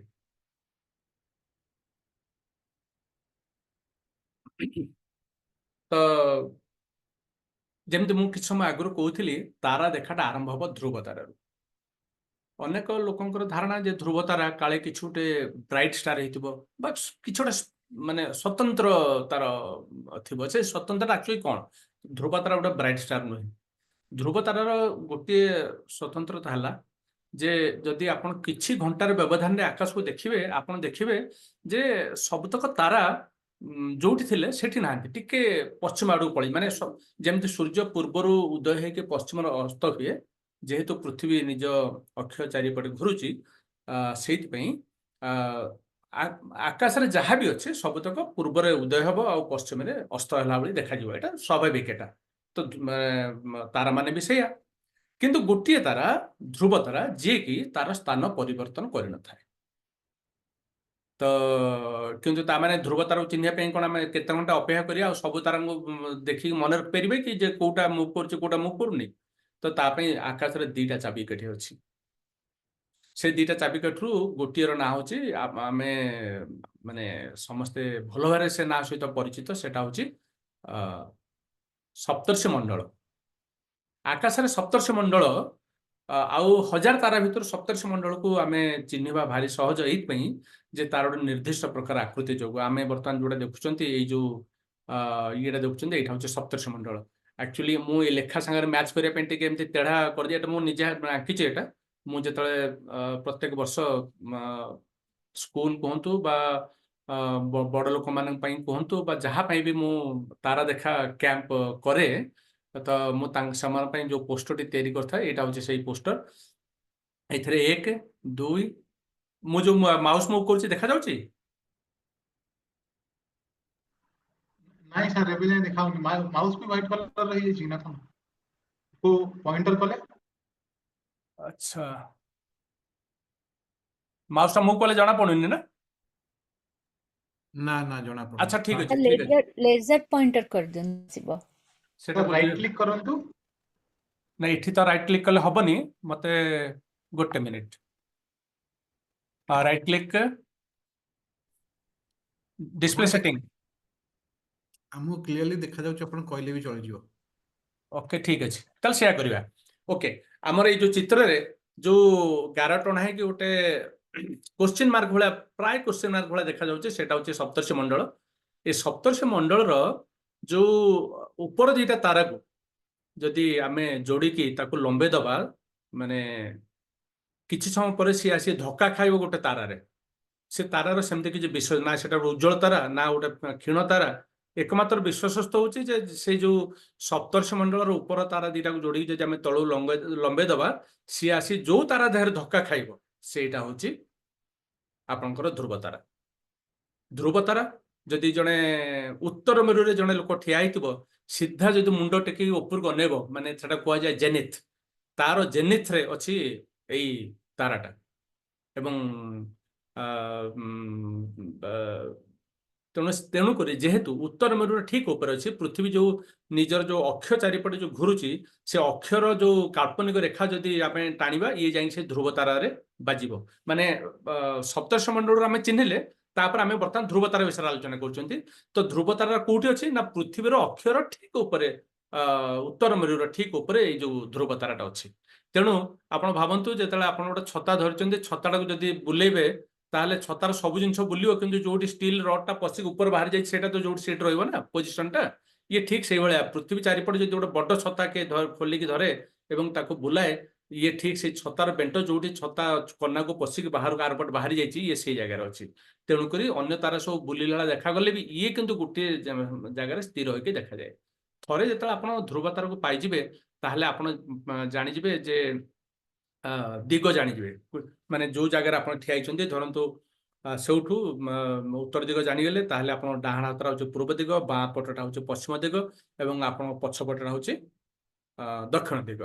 ଥରେ ଦିଗ ଜାଣିଗଲା ପରେ ଆପଣ ପୂର୍ବ ଦିଗ ପାଇଗଲେ। ପୂର୍ବ ଦିଗରେ ଯଦି ଆପଣ ଅନେଇବେ, ଆପଣ କୋଉ ବର୍ଷର କୋଉ ସମୟରେ କୋଉଠି ଦେଖୁଛନ୍ତି, ତାକୁ ଧରିକି ସେଠି ଯୋଉ ସବୁ ଦେଖାଯିବ, ସେଥିର ସବୁଠାରୁ ସୁନ୍ଦର ମାନେ ହଠାତ୍ କାରଣ ଯେକୌଣସି ଲୋକ ଚିହ୍ନି ପାରିବ, ସେଇଟା ହଉଛି କାଳପୁରୁଷ। କାଳପୁରୁଷରେ ତାର ନିର୍ଦ୍ଦିଷ୍ଟ ରୂପରେଖ ଯୋଗୁଁ ଆମେ ତାକୁ ଚିହ୍ନି ପାରିବା। କାଳପୁରୁଷ ଚିହ୍ନିଲା ପରେ ତା ଉପରକୁ ଅଛି ବୃଷ ରାଶି, ତା ତଳକୁ ଅଛି କ୍ୟାନିସ୍ ମେଜର, ଯୋଉଟାକି ଆମେ କହୁଛୁ କ୍ୟାନିସ୍ ମେଜର, ମାନେ ତାର ଭାରତୀୟ ନାଁ ହଉଛି ମୃଗ ବ୍ୟାଧ। ୟା ପର ସ୍କ୍ରିନରେ ମୁଁ ସେଟା ଦେଖେଇବି। ମୃଗ ବ୍ୟାଧ ପାଇଲା ପରେ ଆପଣ ଦେଖିବେ ସେଇଥିରେ ମିଥୁନ ରାଶି। ମିଥୁନ ରାଶିରୁ ଆପଣ ସେଇ ଯୋଉ ତାରାମଣ୍ଡଳ ଗୁଡ଼ିକ ସେଇ ମୁହୂର୍ତ୍ତରେ ଆପଣ ଦେଖିପାରିବେ। ଏଇ ଯୋଉ ମିଥୁନ ରାଶିର ସବା ମାନେ ଏଇଟା ହଉଛି ମିଥୁନ ରାଶିର ଦୁଇଟି ତାରା, ପୋଲକ୍ସ ଆଉ କ୍ୟାଷ୍ଟର। ମାନେ ସୋମ ଆଉ ବିଷ୍ଣୁ, ଆମର ଭାରତୀୟ ନାଁ ଅନୁସାରେ ସୋମ ଆଉ ବିଷ୍ଣୁ। ତ ଏଇ ଯୋଉ ପୋଲକ୍ସ ଆଉ କ୍ୟାଷ୍ଟର, ତାକୁ ଯଦି ଆମେ ଟିକେ ବଢେଇ ଦବା, ଗୋଟେ ଅଲମୋଷ୍ଟ ଗୋଟେ ସାମୁଦ୍ରିକ କ୍ଷେତ୍ର ହବ। ଗୋଟେ ହଉଛି ପ୍ରୋସିଅନ ଆଉ ଗୋଟେ ହଉଛି ଗୋମେସିଆ। ଆକ୍ଚୁଆଲି ଭାରତୀୟ ନାଁ ଅନୁସାରେ ୟାର ନାଁ ହଉଛି ସୋମ, ବିଷ୍ଣୁ ଆଉ ପ୍ରଶ୍ବା। ଆଉ ଗୋଟେ ତାରାର ନାଁଟା ମୁଁ ଟିକେ ଭୁଲି ଯାଉଛି। ଏଇ ଯୋଉ ଚାରିଟି ତାରା ଗୋଟେ ସାମନ୍ତରିକ କ୍ଷେତ୍ର ଅଛି, କ୍ଷେତ୍ର ତିଆରି କରିବ, ଏବଂ ଏଇ ସାମନ୍ତରିକ କ୍ଷେତ୍ରକୁ କୁହାଯାଏ gateway of haven. Gateway of haven କହିଲେ, ବେଳେ ବେଳେ ତାରା ଦେଖୁଥିବା ମୋର ଯୋଉ ଦର୍ଶକ ମାନେ ପଚାରନ୍ତି, ଆଜ୍ଞା ମଣିଷ ମଲା ପରେ ତାରି ଭିତରେ ଦେଇକି ସ୍ୱର୍ଗକୁ ଯାଇକି? ମୁଁ କୁହେ ନା, ସେମିତି ନୁହେଁ। ପୃଥିବୀର ଯୋଉ ଆମର ଯୋଉ ଅଛି ମାନେ ଇକ୍ୱେଟର ଅଛି, ସେ ଇକ୍ୱେଟରର ଠିକ ଉପରେ ଯୋଉ ଆକାଶରେ ଯୋଉ ଇକ୍ୱେଟର ଅଛି, ମାନେ ଆମର ହଉଛି ଭୂଗୋଳର ମାନେ ଆମର ଭୂଗୋଳ ମାନେ ଆମ ପୃଥିବୀର ଇକ୍ୱେଟର, ଆଉ ଗୋଟେ ଖଗୋଳ ମାନେ ଆକାଶର ଯୋଉ ଇକ୍ୱେଟର, ସେ ଆକାଶର ଇକ୍ୱେଟରରେ ଏଇ ଯୋଉ ଚାରିଟା ତାରା ଚାରି କଡ଼ରେ ଏଇଟା ଅଛନ୍ତି। ତେଣୁ ଆକାଶରେ ସୂର୍ଯ୍ୟ ଆଉ ଚନ୍ଦ୍ର ଆଉ ସବୁତକ ପ୍ଲାନେଟ, ତାରା ଗୁଡାକ ସବୁ ପରସ୍ପର ଭିତରେ ଆନୁପାତିକ ଭାବେ ସ୍ଥିର, କିନ୍ତୁ ତାଙ୍କ ଭିତରେ ଗୋଟେ ଇରେଗୁଲାର ପାଥରେ ବୁଲନ୍ତି କିଏ? ସୂର୍ଯ୍ୟ, ଚନ୍ଦ୍ର ଆଉ ଆମର ଯୋଉ ଗ୍ରହ ଗୁଡିକ ସବୁ। ତ ସେମାନେ ଆକାଶର ଯୋଉ କୋଣରୁ ଯୋଉ କୋଣକୁ ଯାଆନ୍ତି ନା କାହିଁକି, ସମସ୍ତେ ନିଶ୍ଚିତ ଭାବରେ ଏଇ ଯୋଉ ଚାରିଟା ତାରା ଭିତରେ ଦେଇ ଯୋଉ ସାମନ୍ତରିକ କ୍ଷେତ୍ର ହେଇଛି, ୟାରି ଭିତରେ ଦେଇକି ଯିବେ। ତେଣୁକରି ୟାର ନାଁଟା ହେଇଛି ଗେଟୱେ ଟୁ ହାଭେନ୍ ବା ଆର୍ଚୱେ ଅଫ୍ ହାଭେନ୍। ତ ଅନେକ ସମୟରେ ମୁଁ ଯେତେବେଳେ ଲୋକମାନଙ୍କୁ ତାରା ଦେଖିବା ପାଇଁ ଡାକେ, ତାଙ୍କର ଆଉ ଟିକେ ଆଗ୍ରହଟାକୁ ଆଉ ଟିକେ ବଢାଇବା ପାଇଁ ମୁଁ ତାଙ୍କୁ କୁହେ ଯେ ମୁଁ ଆଜି ଆପଣମାନଙ୍କୁ ଦେଖେଇବି ଆକାଶରେ ଗେଟୱେ ଅଫ୍ ହାଭେନ୍। ତ ଏମିତିରେ ଡାକିଲେ ଯଦି 20 ଜଣ ଲୋକ ବାହାରନ୍ତି, ତାହେଲେ ଗେଟୱେ ଅଫ୍ ହାଭେନ୍ କହିଲେ ଆଉ 20 ଜଣ ଲୋକ ବାହାରନ୍ତି ଗେଟୱେ ଅଫ୍ ହାଭେନ୍ ଦେଖିବା ପାଇଁ। ତାପରେ ଆମେ ଯିବା ଯେ स्कॉर्पियो स्कॉर्पियो कन्स्टलेशन मु ऑलरेडी आपको स्कॉर्पियो कन्स्टलेशन विषय आगुरी कहि सारछि कि तथापि एठी आउथरे मु देखो एइटा मो घरे मु निजे मो मोबाइल रे मु ए फोटोटा उठेछि गार तक परे टाणिछि किंतु जदि ए फोटोटा को जूम करके आपण देखिबे जो तारा देखा जाउछि सेटा होछि मोबाइल कैमरा रे उठिथिबा फोटो एवं एइटा होछि आकाश रे आ गोटे भारी सुंदर गोटे दृश्य एथिरे सत सतिका गोटे जेमति आकाश रे गोटे बिछा से भाया माने एटा देखा जिवो आपण भाबि नथिबे हठात जत थरे देखिदेबे ताकू गार टाणी थरे देखिदेबे आपण जीवन सारा ताकू भूलिबेनी आपण जोडी भी थांतु धरंतु रास्ता रे जाउचंती अधा रात रे ओल्हेले कोनसे जगह अंधार जगह आपण ओल्हेले जति आपण आकाश देखिबे दक्षिण आकाश देखिबे हठात कन देखिबे बिछा राशि एवं ए जो तारामंडलटा आ थरे देखले आकू केबे भूली न होला भले एटा गोटे तारामंडल गोटे आकाश रे सबु देश रे विभिन्न तारामंडल नहीं कि विभिन्न कहानी रही से कहानी सांगे जदि आपण तारा देखिबा थरे शिखी गले ताहले भी आपण भूलिबेनी से कहानी भितर गोटे कहानी आज आम शुणा प्रथम कथा हूँ सबुठू डाहाण पट ऊपर गोटे माने गोल कराई से एठी जने के अपेक्षा कर विजय सुनी सर ओके डाहाण पट गोटे गोल कराई आप देखो से गोल भितर गोटे लिखाई आल्डेबरान देखा समय देखा जाउचे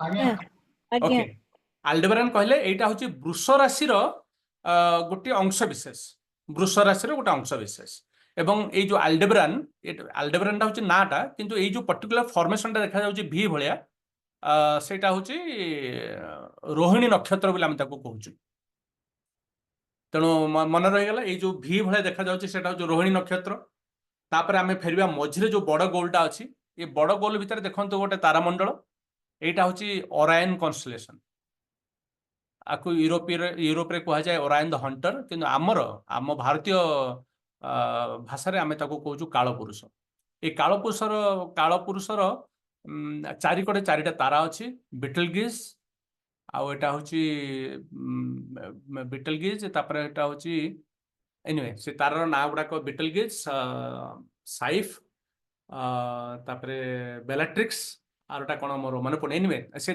चारिकड़ तारा अपेक्षा बर्तमान रिजेल चारिकड़ चार्टा तारा मु कहली किंतु आमर बेसी इंटरेस्ट होची मझिरे जो तीनटा तारा अच्छी से तीनटा तारा जोटा लिखाई बेल्ट आउ बर्तमान बाँ पटे तले जो गोलटा देखंतु सेथरे गोटे कन्स्टलेशन अच्छी तार ना होची कैनिस मेजर बा आमर भारत भाषा रे तार ना होची मृग व्याध बर्तमान एटा ए जो तीनटा कन्स्टलेशन चिन्हिया परे मु आपण मानकु स्टोरीटा कहबे केते इंटरेस्टिंग स्टोरी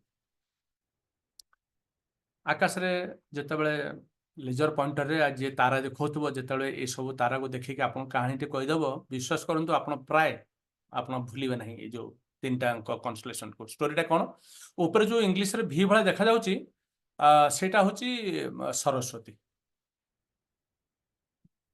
आल्डेबरान जो लिखा है सेटा होची सरस्वती टाउरस द बुल जो लिखा है सेटा होची हमर माने रोहिणी नक्षत्र किंतु गप को पळे साल को टिके बदली गेला तार ना सी होचंती सरस्वती दिने गोटे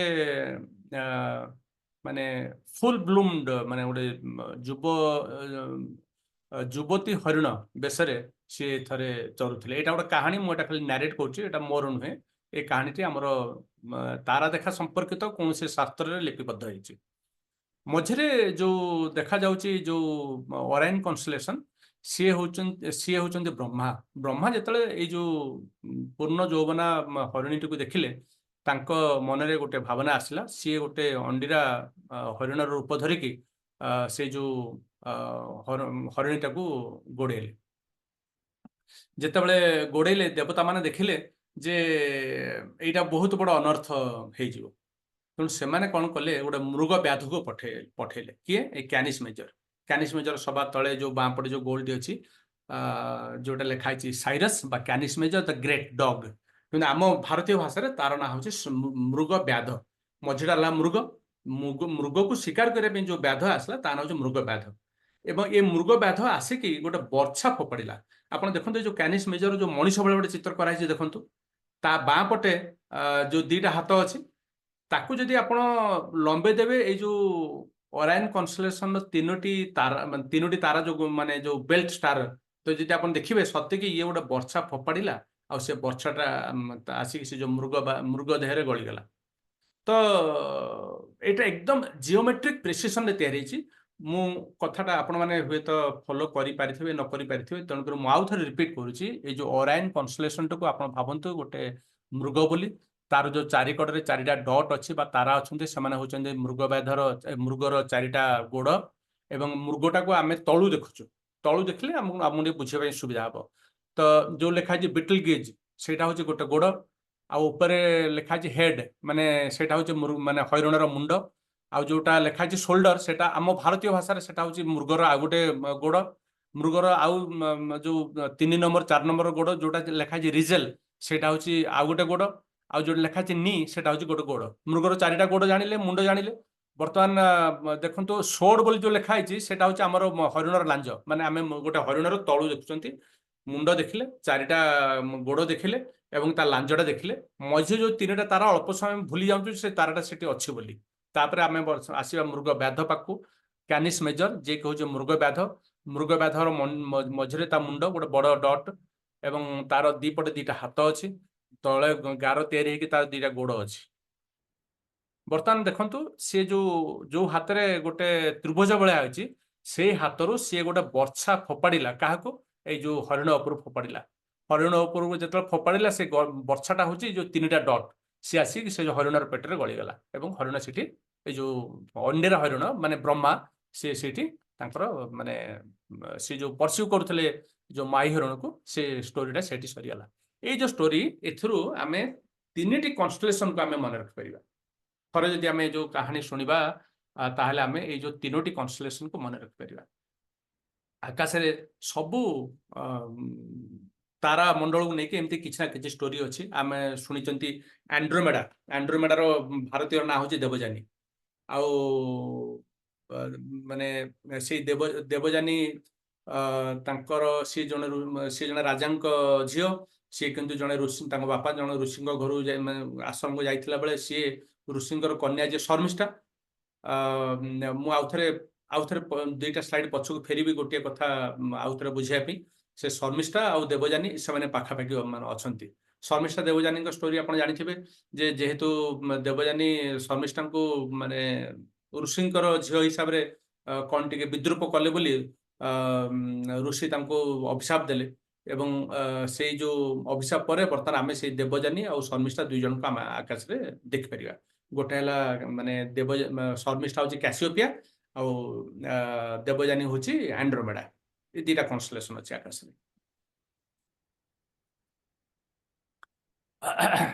ଆଚ୍ଛା, ମୁଁ ଏଠି ଟିକେ ପଛକୁ ଫେରିବା ପାଇଁ ଚାହୁଁଛି। ଏଇ ଯୋଉ ଆମେ ଧ୍ରୁବ ତାରାକୁ ଚିହ୍ନିବା, ଆକାଶରେ ସବୁ ସମୟରେ ସପ୍ତର୍ଷି ମଣ୍ଡଳ ନଥିବ, କାରଣ ଆକାଶରେ ସବୁ ତାରାମଣ୍ଡଳର ଉଦୟ ଓ ଅସ୍ତ ଅଛି। ତ ଯେତେବେଳେ ସପ୍ତର୍ଷି ମଣ୍ଡଳ ଯେତେବେଳେ ଅସ୍ତ ହେଇଯିବ, ସେ ତା ଜାଗାରେ ଆଉ ଗୋଟେ ତାରାମଣ୍ଡଳ ଆସିବ, ସେଇଟା ହଉଛି ଶର୍ମିଷ୍ଠା। ଶର୍ମିଷ୍ଠା ମଣ୍ଡଳଟି ଗୋଟେ ଇଂରାଜୀରେ ଗୋଟେ ଏମ୍ ଭଳିଆ ଦେଖାଯିବ, ବା ଗୋଟେ 3 ଭଳିଆ ଦେଖାଯିବ, ବା ଗୋଟେ ଇ ଭଳିଆ ଦେଖାଯିବ, ବା ଡବ୍ଲ୍ୟୁ ଭଳିଆ ଦେଖାଯିବ। କାହିଁକି? ମଝିରେ ଧ୍ରୁବ ତାରା, ତାକୁ ଚାରିପଟେ ଘୁରୁଛି ଗୋଟେ ତାରାମଣ୍ଡଳ। ତେଣୁ ଉପରେ ଥିଲାବେଳକୁ ଯଦି ସେଟା ଦେଖାଯିବ ମାନେ ଇଂଲିଶ ଏମ୍ ଭଳିଆ, ତାହେଲେ ଏପଟେ ଥିଲାବେଳେ ଦେଖାଯିବ 3 ଭଳିଆ, ଏପଟେ ଥିଲାବେଳେ ଦେଖାଯିବ ଇ ଭଳିଆ, ଆଉ ତଳେ ଥିଲେ ଦେଖାଯିବ ଡବ୍ଲ୍ୟୁ ଭଳିଆ। ତ ସେଇ ଯୋଉ ତାରାମଣ୍ଡଳର ଯୋଉ 2ଟା କୋଣର ଅଛି, ସେ 2ଟା କୋଣରୁ ବଡ଼ କୋଣଟାକୁ ଯଦି ଆମେ ମନେ ମନେ 3 ଭାଗ କରିବା, ଶୁଣିଲେ ଲାଗୁଛି କଷ୍ଟ, କିନ୍ତୁ ଭାରି ସହଜ। ଯଦି ଯୋଉ ଇଂଲିଶ ଅକ୍ଷର ଏମ୍ ର ଯୋଉ 2ଟି କୋଣ ଅଛି, ସେଥିରୁ ଯୋଉଟା ବଡ଼ କୋଣ, ତାକୁ ଯଦି ଆମେ 3 ଭାଗ କରିବା, ତାହେଲେ ଯୋଉ ଆଉଟର ଟ୍ରାଇସେକ୍ଟରଟାକୁ ଯଦି ଆମେ ଲମ୍ବେଇବା, ସିଏ ଆସି ଧକ୍କା ଖାଇବ ଧ୍ରୁବ ତାରାରେ। ତ ଆକାଶରେ ଯେକୌଣସି ସମୟରେ ନିଶ୍ଚିତ ଭାବରେ ଏଇ 2ଟା ତାରାମଣ୍ଡଳରୁ ଗୋଟିଏ ନିଶ୍ଚିତ ଭାବରେ ଥିବ। ଧରନ୍ତୁ ରାତି ସନ୍ଧ୍ୟା 7ଟା ବେଳେ ଆପଣ ଦେଖିଲେ ସପ୍ତର୍ଷି ମଣ୍ଡଳ ଅଛି, ଭୋର ଯେତେବେଳେ ଆପଣ ଉଠିବେ 4ଟା ବେଳକୁ ଦେଖିବେ ସପ୍ତର୍ଷି ମଣ୍ଡଳ ନାହିଁ, ସେଠି ଅଛି ଶର୍ମିଷ୍ଠା ଅଛି। କିନ୍ତୁ ନିଶ୍ଚିତ ଭାବରେ ଗୋଟେ ନା ଗୋଟେ ଥିବ। ସେଇଥିରୁ ଆପଣ ଜାଣିଯିବେ ଯେ କୋଉଟା ହଉଛି ଧ୍ରୁବ ତାରା। ଏବଂ ତାରା ଦେଖିବାରେ ଅଭିଜ୍ଞତା ଆସିଲା ପରେ ମଧ୍ୟ ଆପଣ ଯେତେବେଳେ ନୂଆ ଜାଗାରେ ପହଞ୍ଚିବେ, ହଠାତ୍ କିନା ଯେତେବେଳେ ଆପଣ ଆକାଶକୁ ଅନେଇବେ, ସେତେବେଳେ ଆପଣଙ୍କୁ ଟିକେ ଟାଇମ୍ ଲାଗିବ ମାନେ ଟ୍ୟୁନିଂ କରିବା ପାଇଁ। ତେଣୁ ସେତେବେଳେ ପୁଣି ଆପଣ ଏଇ ଯୋଉ ତାରାମଣ୍ଡଳ ସାହାଯ୍ୟରେ ଆପଣ ଇଏଟାକୁ ଚିହ୍ନି ପାରିବେ। तापरे जेमती मु कहूली जे एटा मु गोटे माने एमती अनेक स्केच भितर एटा गोटे स्केच जोटा मु कहूली जे गोटे कैंडल जेतले जळे तार फ्लेम रो विभिन्न अंशर तापमात्रा अनुसार तार विभिन्न रंग होता है। तो से थ्रू आम बुझीपर जे ओराइन कनस्टेलेशन जो तारा सब अच्छी गोटे हूँ आपंकर बेटलगिज आउ बेलाट्रिक्स आउ रिजल आउ साइफ ये सब कोटा ताधुरु माने ऑरेंज कलर कहार ब्लू कलर कहार माने व्हाइट कलर। तो ये जो कलर अनुसार तारामंडल देखा यहाँ आउ गोटे सुंदर अनुभूति गोटे।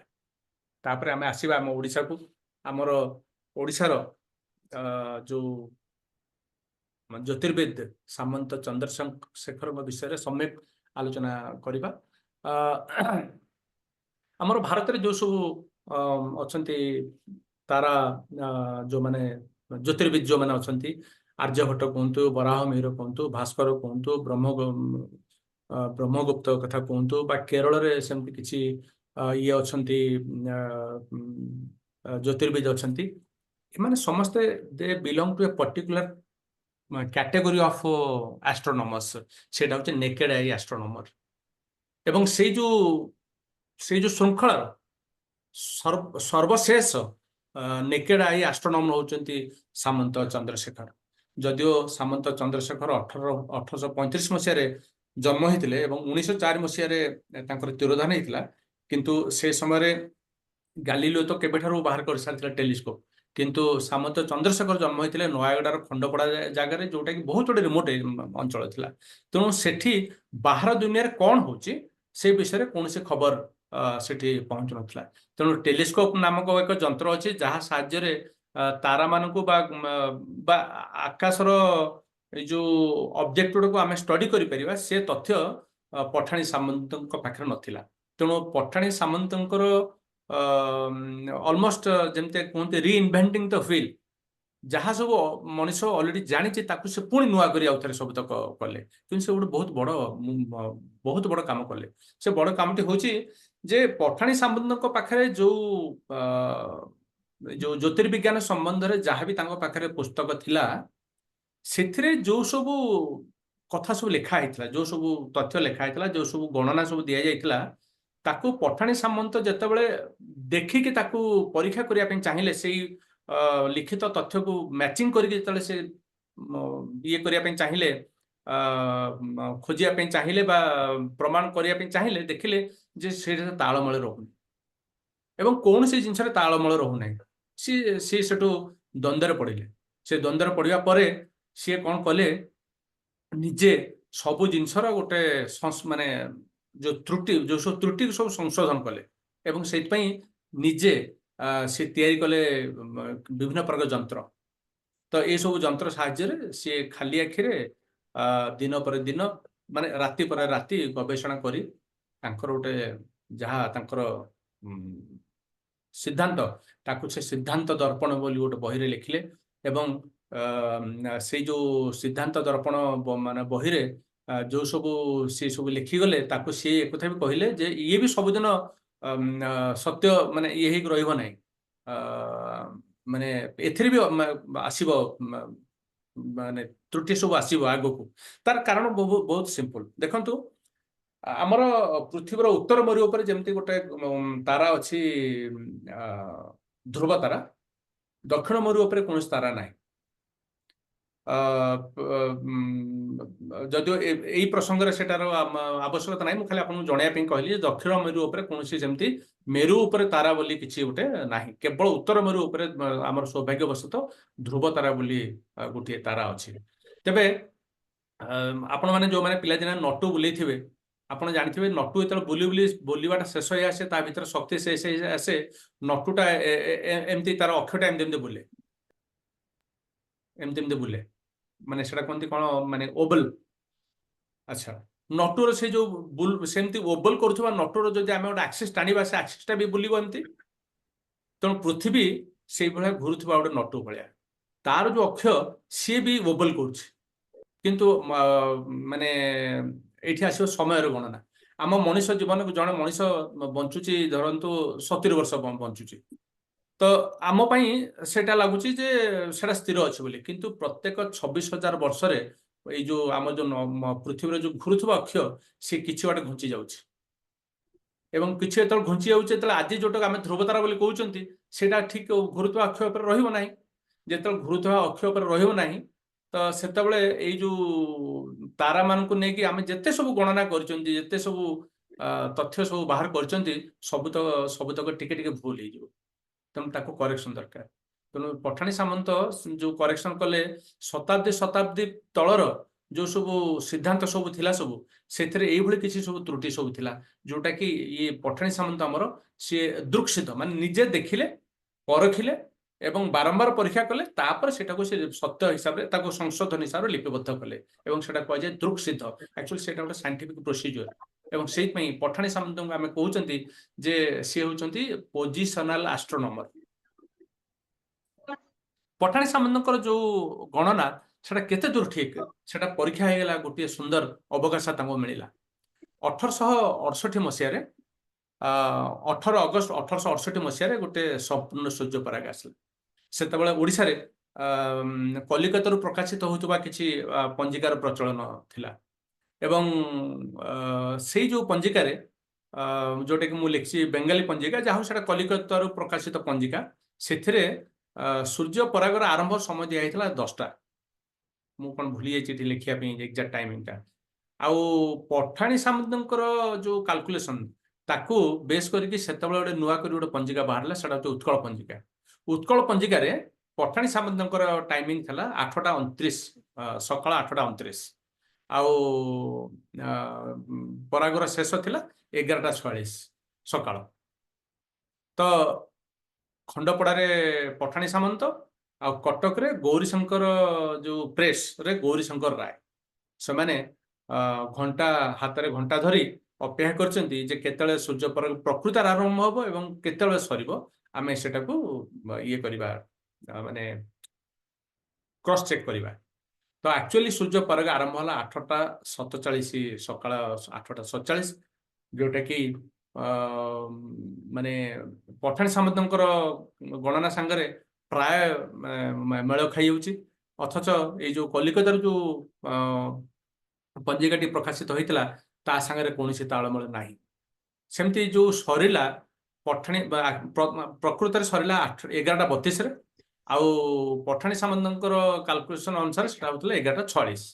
ଇଏ ବି ଗୋଟେ ମାନେ ଅଲମୋଷ୍ଟ ମ୍ୟାଚ କରିଗଲା କହିଲେ ଚଳେ, କାରଣ ଯୋଉ ପଞ୍ଜିକା ସେତେବେଳେ ଯୋଉ ପଞ୍ଜିକା ପ୍ରଚଳିତ ଥିଲା, ସେଥିରେ ଏତେ ମାତ୍ରାରେ ରହୁଥିଲା, ପ୍ରଭେଦ ରହୁଥିଲା, ତା ଅପେକ୍ଷା ବରଂ ପଠାଣି ସାମନ୍ତଙ୍କର ଯୋଉ କାଲକୁଲେସନଟା ଏଟା ବେଟର ମ୍ୟାଚ ହେଲା। ତ ପଠାଣି ସାମନ୍ତଙ୍କ ବିଷୟରେ ହଠାତ୍ କିଣା ବାହାର ଦେଶ ଦୁନିଆର ଲୋକମାନେ ଜାଣିଲେ, ଏବଂ ସେଥିରେ ଥିଲେ ଆମର ରେଭେନ୍ସା କଲେଜରେ ତତ୍କାଳୀନ ଜଣେ ପ୍ରଫେସର ଯିଏ ଯୋଗେଶ ଚନ୍ଦ୍ର ରାୟ। ତାଙ୍କୁ ଧନ୍ୟବାଦ, ସେ ପଠାଣି ସାମନ୍ତଙ୍କର କାମକୁ ବିଶ୍ୱ ଦରବାରରେ ପହଞ୍ଚାଇବା ପାଇଁ ଯୋଗେଶ ଚନ୍ଦ୍ର ରାୟ, ମାନେ ସାର୍ ଯୋଗେଶ ଚନ୍ଦ୍ର ରାୟଙ୍କର ବହୁତ ଅବଦାନ ରହିଛି। ଯୋଗେଶ ଚନ୍ଦ୍ର ରାୟ ସାର୍ ପଠାଣି ସାମନ୍ତଙ୍କର କାର୍ଯ୍ୟ ବିଷୟରେ ସାରା ଦୁନିଆକୁ ଜଣେଇବା ସଙ୍ଗେ ସଙ୍ଗେ ସେ ସମୟରେ ନେଚର ମ୍ୟାଗାଜିନ୍ ଯୋଉଟା ବାହାରୁଥିଲା 1899 ମସିହାରେ, ନେଚର ମ୍ୟାଗାଜିନରେ ପଠାଣି ସାମନ୍ତଙ୍କ ବିଷୟରେ ସିଏ ଗୋଟିଏ ଇଏ ଲେଖିଲେ, ଆର୍ଟିକଲ ଲେଖିଲେ, ଏବଂ ନେଚର ମ୍ୟାଗାଜିନରେ ସେତେବେଳେ ପଠାଣି ସାମନ୍ତଙ୍କୁ ତାଙ୍କ ପୂର୍ବରୁ ଆଉ ଜଣେ ନେକେଡ ଆଇ ଆଷ୍ଟ୍ରୋନମର ଥିଲେ ଟାଇକୋ ବ୍ରାହେ, ତାଙ୍କ ସହିତ ତୁଳନା କରାଗଲା। ବରଂ ପଠାଣି ସାମନ୍ତଙ୍କୁ ସେମାନେ ଆଉ ଟିକେ ଉଚ୍ଚା ସ୍ଥାନରେ ସେମାନେ ରଖିଲେ, ଯଦିଓ ପଠାଣି ସାମନ୍ତ ଆଉ ଟାଇକୋ ବ୍ରାହେଙ୍କ ଭିତରେ କିଛି ସାମଞ୍ଜସ୍ୟ ଥିବା ସତ୍ତ୍ୱେ ବହୁତ ଅସାମଞ୍ଜସ୍ୟ ବି ଥିଲା। ସେ ସାମଞ୍ଜସ୍ୟ ଗୁଡିକ ମୁଁ କୁଇକଲି କହିବା ପାଇଁ ଚାହୁଁଛି। ସାମଞ୍ଜସ୍ୟ ଥିଲା ଯେ ଦୁଇ ଜଣ ଯାକ ଗୋଟେ ରୟାଲ ଫ୍ୟାମିଲି ଜନ୍ମ ହୋଇଥିଲେ, ପଠାଣି ସାମନ୍ତ ବି ଟାଇକୋ ବ୍ରାହେ ବି।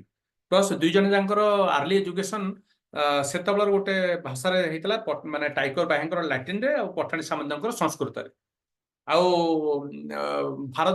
ଭାରତ ପାଇଁ ସଂସ୍କୃତ ଯାହା, ୟୁରୋପ ପାଇଁ ଲାଟିନ ବି ସେଇଆ, ମାନେ ଇଟ୍ is a language which is not spoken among the masses। ତାପରେ ଦୁଇ ଜଣ ଯାକ କମ ବୟସରେ ଆଷ୍ଟ୍ରୋନମିକୁ ମାନେ ପ୍ରବେଶ କରିଥିଲେ, କମ ବୟସରେ, 52 ବର୍ଷ ବୟସରେ। ଦି ଜଣଙ୍କର ଜଣେ ଜଣେ ସମ୍ପର୍କୀୟ ଅଙ୍କଲ, ମାନେ ଦାଦା, ତାଙ୍କୁ ଏଇ ଯୋଉ ଇଏରେ ପୁରେଇଥିଲେ। ଆଉ ଟାଇକୋ ବ୍ରାହେ ଫଲୋ କରୁଥିଲେ କୋପରନିକସଙ୍କୁ, ଆଉ ଆମର ପଠାଣି ସାମନ୍ତ ଫଲୋ କରୁଥିଲେ ଭାସ୍କରଙ୍କୁ। ଆଉ ଉଭୟଙ୍କର ଫ୍ୟାମିଲି ତାଙ୍କ କାମକୁ ପସନ୍ଦ କରୁନଥିଲେ। ପଠାଣି ସାମନ୍ତଙ୍କର ପରିବାର ଲୋକ ତାଙ୍କୁ ବିଦ୍ରୋପ କରୁଥିଲେ, ଇଏ କଣ ଗୋଟେ ରାଜ ପରିବାର ଲୋକ ହେଇକି ଜ୍ୟୋତିଷର କାମ କରୁଛି। ତେଣୁ ଅନେକ ଟାହି ଟାପରା ତାଙ୍କୁ ସପୋର୍ଟ ମିଳୁନଥିଲା। ଆଉ ଟାଇକୋଙ୍କର ଯୋଉ ଥିଲା ସେ ବହୁତ ଡିପଲି ରିଲିଜିୟସ୍ ଥିଲେ, ପଠାଣି ସାମନ୍ତ ବହୁତ ଡିପଲି ରିଲିଜିୟସ୍ ଥିଲେ। ଏମିତି ଗୁଡାଏ ମେଳ ଭିତରେ ଯୋଉଟା ପ୍ରଭେଦ ଥିଲା ସେଟା ହଉଛି ଟାଇକୋ ବ୍ରାହେ ତାଙ୍କର କୌଣସି ଆର୍ଥିକ ଅନଟନ ନଥିଲା। ସିଏ ରାଜାଙ୍କର ପୁରା ସମ୍ପୂର୍ଣ୍ଣ ପୃଷ୍ଠପୋଷକତା ଲାଭ କରୁଥିଲେ। କିନ୍ତୁ ଆମର ପଠାଣି ସାମନ୍ତଙ୍କର ସିଏ ତ ରାଜ ପରିବାର ଥିଲେ, ସିଏ ତ ରାଜା ନଥିଲେ, ଯିଏ ରାଜା ଥିଲେ ସେ ତାଙ୍କର ପୁତୁରା।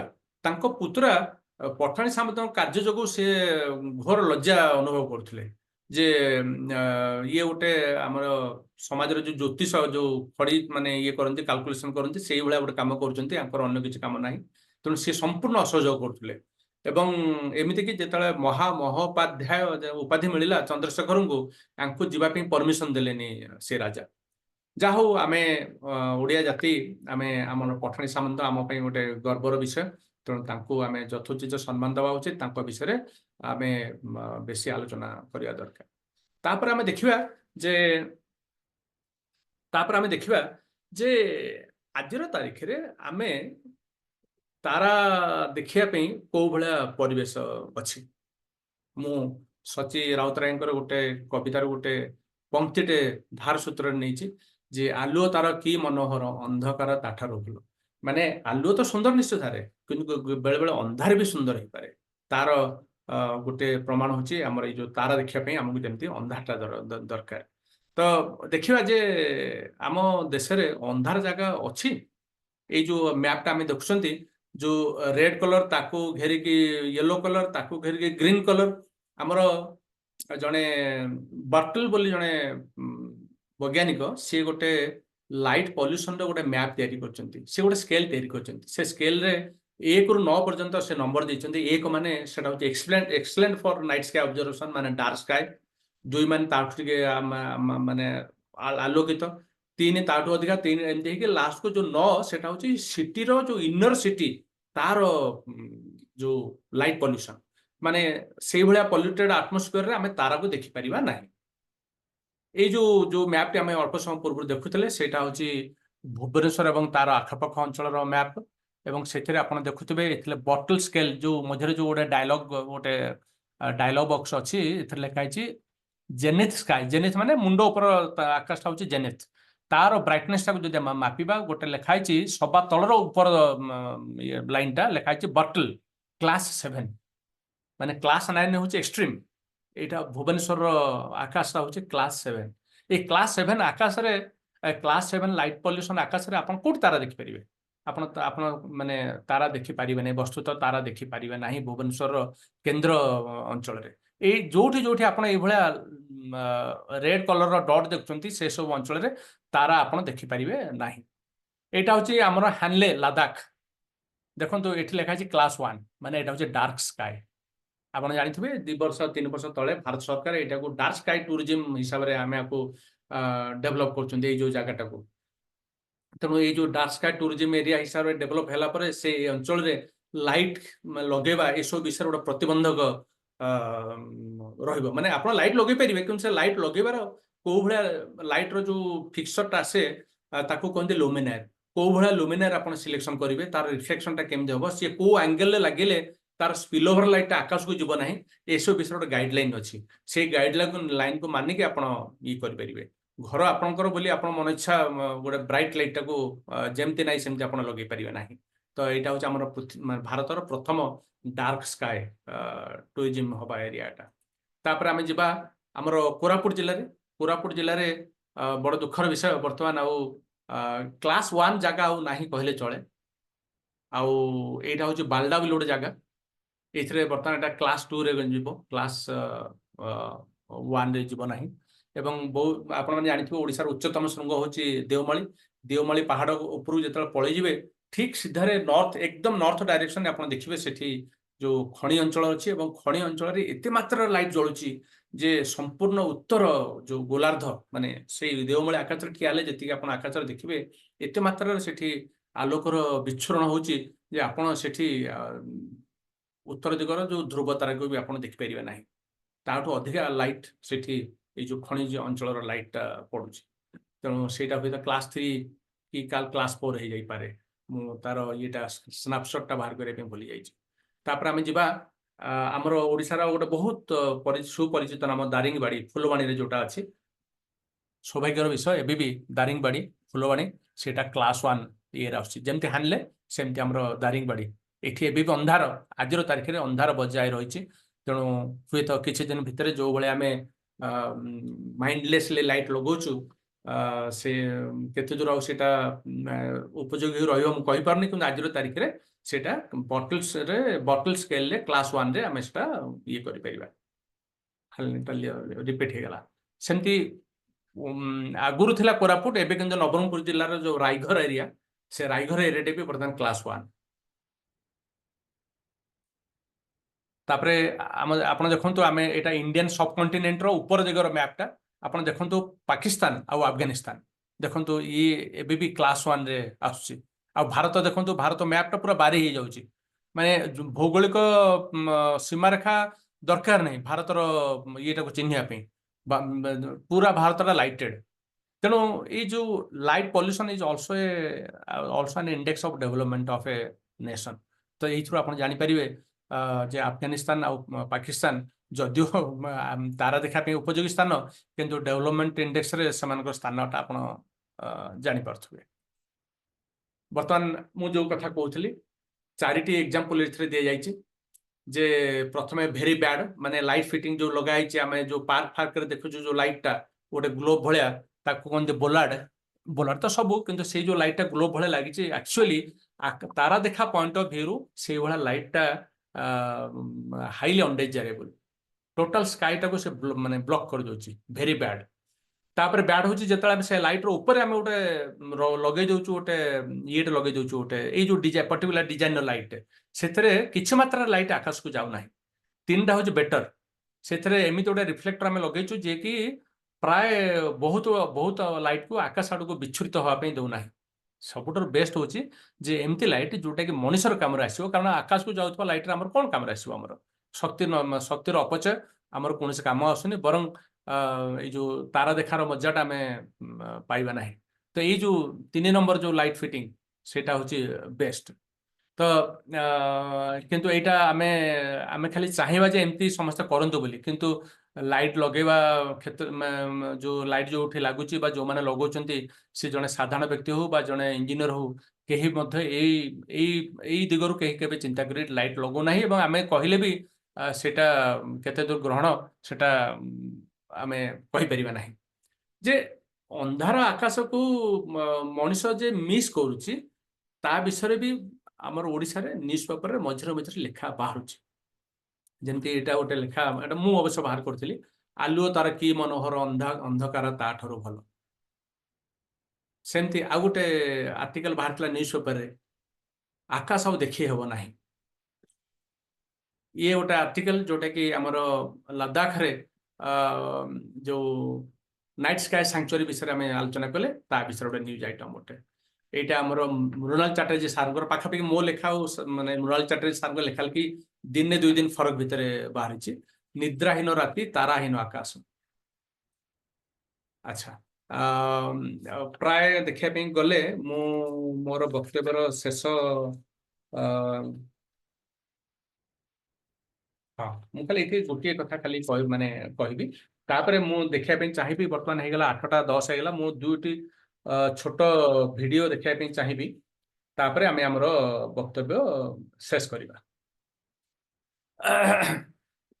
ପ୍ରଥମ କଥା ହଉଛି ଯେ ଏଇ ଯୋଉ ତାରା ଦେଖା ପାଇଁ ଆମେ ଓଡ଼ିଶାରେ ଆମର ଯୋଉ ହ୍ୟାମ୍ ରେଡିଓ ଅପରେଟର ମାନଙ୍କର ଆମର ଯୋଉ ଗୋଷ୍ଠୀ ଅଛି, ଆମେ ପ୍ରତ୍ୟେକ ବର୍ଷ ଓଡ଼ିଶାର ଗୋଟେ ନିଭୃତ ଗୋଟେ ଅଞ୍ଚଳକୁ ଯାଉ।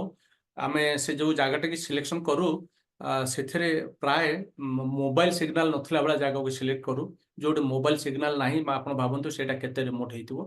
ତ ସେଇ से जो रिमोट अंचल रे आमे रेडियो संपर्कित जो आमर जो जो हबी अच्छी ताकू तो आमे परीक्षा करूँ किंतु ता सहित आमे ये जो तारा देखा कामटी मध्य करूँ सेमती देवमाली रे राति रे माने कैंपिंग करी रही आमे तारा देखार मजा नहींचु आम भितर ये कोरापुट जिले में एमती लोक अच्छा जो मैंने डीप स्पेस फोटोग्राफी करते तो आम ये आम करूँ आउ ओडिशार बर्तमान जिते जगह अच्छी जदियो बाल्डा अंचल क्लास 2 इलाकार आसो किंतु सेठी गोटे ऑब्जर्वेटरी ऑप्टिकल ऑब्जर्वेटरी हाँपे से गोटे उपयुक्त स्थान कारण गोटे बहुत बड़ पहाड़ पर एकदम फ्लैट लैंड अच्छी एत फ्लैट लैंड जे 1000टा कार एकाथर पार्किंग कले भी आहरी 1000 कार जगह बड़ो एवं से गोटे फ्लैट लैंड अच्छे भर गोटे बहुत सुंदर लेक अच्छी गोटे गोटे अंडाकृति गोटे लेक अच्छी तेणु आटा समुद्र पतन ठार से हूँ ईस्टर्न घाट माउंटेन रेंजर गोटे पार्ट तेणु से समुद्र पतन ठार बहुत यथेष्ट उच्चर अच्छी मत लगे जे बाल्डा ओडिशा रे गोटे सुंदर स्थान हो पार गोटे ऑप्टिकल ऑब्जर्वेटरी करने यहाँ दिवा स्वप्न भली लगिपारे किंतु कहीं भी नहब भी कहीं तापरे मु जो प्रेजेंटेशन टाको एंड करने चाहूँगी या परे मु देखेबी गोटे ये देखा चाहूँगी दुईटी वीडियो देखा चाहूँगी यहाँ को बर्तमान एंड कर दूची स्टॉप स्टॉप शेयर ओके मु दुईटी वीडियो देखा चेष्टा करुँची मु जानी देखा कि नहीं जानी चेष्टा करवा वीडियो देखा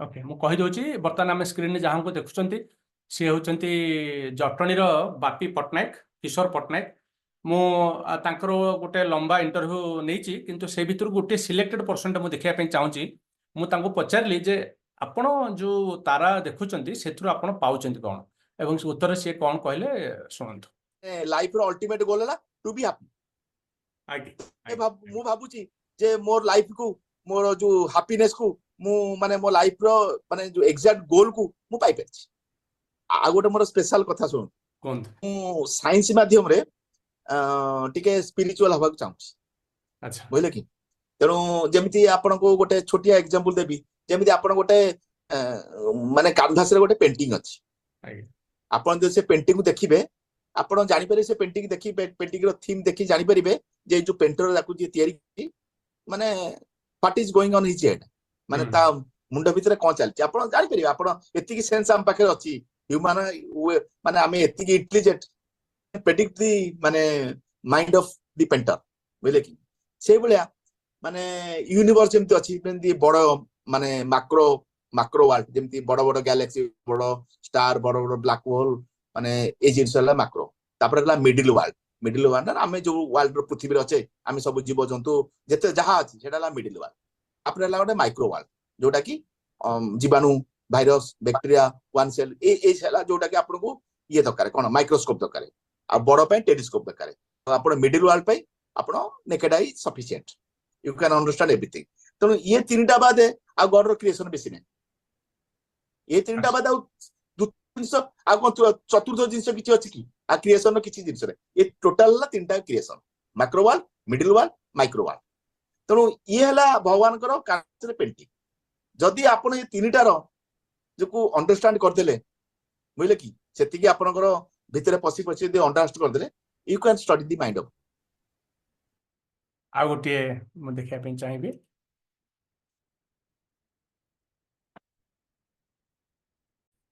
ये होचंदे मलय पात्र यांकर माने रहिबा जगह होचे जयपुर तांकर गोटे लंबा वीडियो सेतरु किछि पर्सन मु आपन मानको सुनाय पे चाहिए नमस्कार मु मलय पात्र कोरापुट जयपुर ओडिशा रो मु एस्ट्रो फोटोग्राफी करे मोर हॉबी होची बेसिक एस्ट्रोनॉमी ता सहित मु एस्ट्रो फोटोग्राफी करे आज एटारे मु मोर एस्ट्रो फोटोग्राफी जर्नी बा मो हॉबी विषय किसी कहबी ओडिशा आकाश रो एस्ट्रो फोटोग्राफी किंवा बेसिक एस्ट्रोनॉमी बहुत रिवार्डिंग होता है कहीं आम ओडिशा रे बहुत गुड़ाए जगह अच्छी जोटारे कि बहुत कम लाइट पोल्यूशन अच्छी हाई अल्टीट्यूड अच्छी क्लियर स्काई अच्छी जो कि एस्ट्रोनॉमी आउ एस्ट्रो फोटोग्राफी बहुत रिवार्डिंग होता है से मु ए सब्जेक्टा को चूज कर मोर होमलैंड कोरापुट ओडिशा रे गोटे बेस्ट प्लेस जो ठारे कि एस्ट्रो फोटोग्राफी बहुत सारा अपॉर्चुनिटी रही कोरापुट टाइप रो हाई अल्टीट्यूड एरिया जोटी कि बहुत क्लियर स्काई आउ लेस लाइट पोल्यूटेड स्काई अच्छी सेमती अदर बहुत गुड़ाए जगह अच्छी जो कि ओडिशा रे एस्ट्रो फोटोग्राफी बहुत भल भाव में हो पार से भितर हूँ सिमलेपाल गोटे जगह दारिंगबाड़ी सातकोशिया तो बर्तमान मोर वक्तव्य को मुझे विराम दूची मु अनुरोध करुच्ची आमर Preeta madam question answer section आरंभ करियो समय अप टू यू प्रीतानी आपण करिए ना तमे आग आरंभ करो मु करूची प्रथमे तो sir one of the best talk Kalinga इतिहास रो मु कहबी माने टोटल एंगेजिंग थिला आ जो माने भी मो हिसाब रे आज जॉइन करसन भाग्यवान आमे नक्षत्र मंडल मलय पात्र जॉइन करचंती अरे also give him few minutes to speak sure sir हम भाग्य सर जॉइन किशोर करसन किशोर पट्टनायक अछंती अरे बा ब्यूटीफुल वाह, बढिया। समस्ते सबु जो दी तारा जण प्रेमी वीडियो बोले देखले से दी समस्ते जण अछंती जॉइन करसंती आज्ञा আজি आम भाग्य सार वृषभ राशि विषय कहले काली जन्माष्टमी एटा सेही टाइम चलची जो टाइम रे वृषभ राशि विषय थांती भाद्रव मास पक्षे सकल ग्रह छंती उच्च भागवत रे लिखा हैतला वृष राशि रे निशाकर नक्षत्र ग्रह बलियार आनंद हेउची मही कृष्ण जन्म देव होई सेही समय रे सार वृषभ राशि विषय भी कहले अनेक गुडी लुचि जाइथिवा ना मृग सन विषय रे हेउ किंबा काला पुरुष विषय रे सार कहले जोटा सब हम छुआ बेले सुनिथिलु एबे धीरे धीरे एटा सब मनरु मरि हजि जाइथिला ता विषय रे जानिकी बहुत तृप्ति लगिला आशा नेक्स्ट टाइम जो सार सहित आम এই বিষয়ে কথা হবা ফিজিক্যালি কথা হবা কোটি গোटे কହୁଥିଲେ অত্যন্ত କୋରାପୁଟରେ କି ଶେଷକୁ ମଳୟ ସାର୍ କହୁଥିଲେ ସାତକୋଶିଆ ଏକ୍ସଟ୍ରା ବିଷୟରେ ଯୋଉଟା କି ଭୁବନେଶ୍ୱର ତ ପାଖରେ ମୁଁ କହିବି ତ ମାନେ କୋଉଠି ନା କୋଉଠି ଏଇଭଳିଆ ଗୋଟେ ଜାଗାରେ ଯୋଉଠି ତାର ସହଜେ ଦେଖି ହବ ତାରା ମାନେ ଆମ ପାଇଁ ଦେବତା ସେ ପ୍ରତ୍ୟକ୍ଷ ଦେବତା ଆମେ କହିପାରିବା ଆମେ ଅନ୍ୟ ଦେବତା ମାନଙ୍କୁ ପରୋକ୍ଷ ଭାବେ ମୂର୍ତ୍ତିରେ ଆହ୍ୱାନ କରିକି ମୂର୍ତ୍ତିରେ डाकी पूजा करू जहाँ को हमें प्रत्येक उपलब्ध करू फील करू किंतु देखि पारू ना सूर्य तारा एम समस्त निकट देखि पारुचे ज्येष्ठा विषय कहले ज्येष्ठा इंद्र नक्षत्र तेणु सब राजा मान नक्षत्र सी से खाली आखिरे देखि पारुचे इटा हम भाग्य आ प्रकृत भाग्यशाली जो माने विषय बुझी पारुछन जेमिति राइटली सर जहाँ प्रथम जहाँ इंटरव्यू करथिले कहउथिले कि it's a wonderful way to be spiritual with science तो आशा आमे सेही आडे टिके अग्रसर हबा एति कहि मु प्रश्न उत्तर राउंड कमे जिवा कि ता पूर्वरु मलय सर अछंती आउ जने सर जा ना किशोर किशोर पट्टनायक सर अछंती दी जने को अनुरोध करबी यथाक्रमे दया करी पॉसिबल निज कैमरा टी ऑन करंतु एवं किछि पद आज टॉक विषय रे एवं जनरल स्टार गेजिंग ऊपर कहंतु sir please Malay sir Kishore sir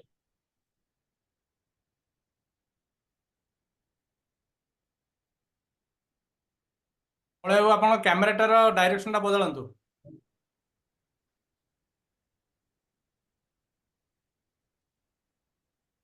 दया करी अनम्यूट कर आगे आगे गुड इवनिंग संगो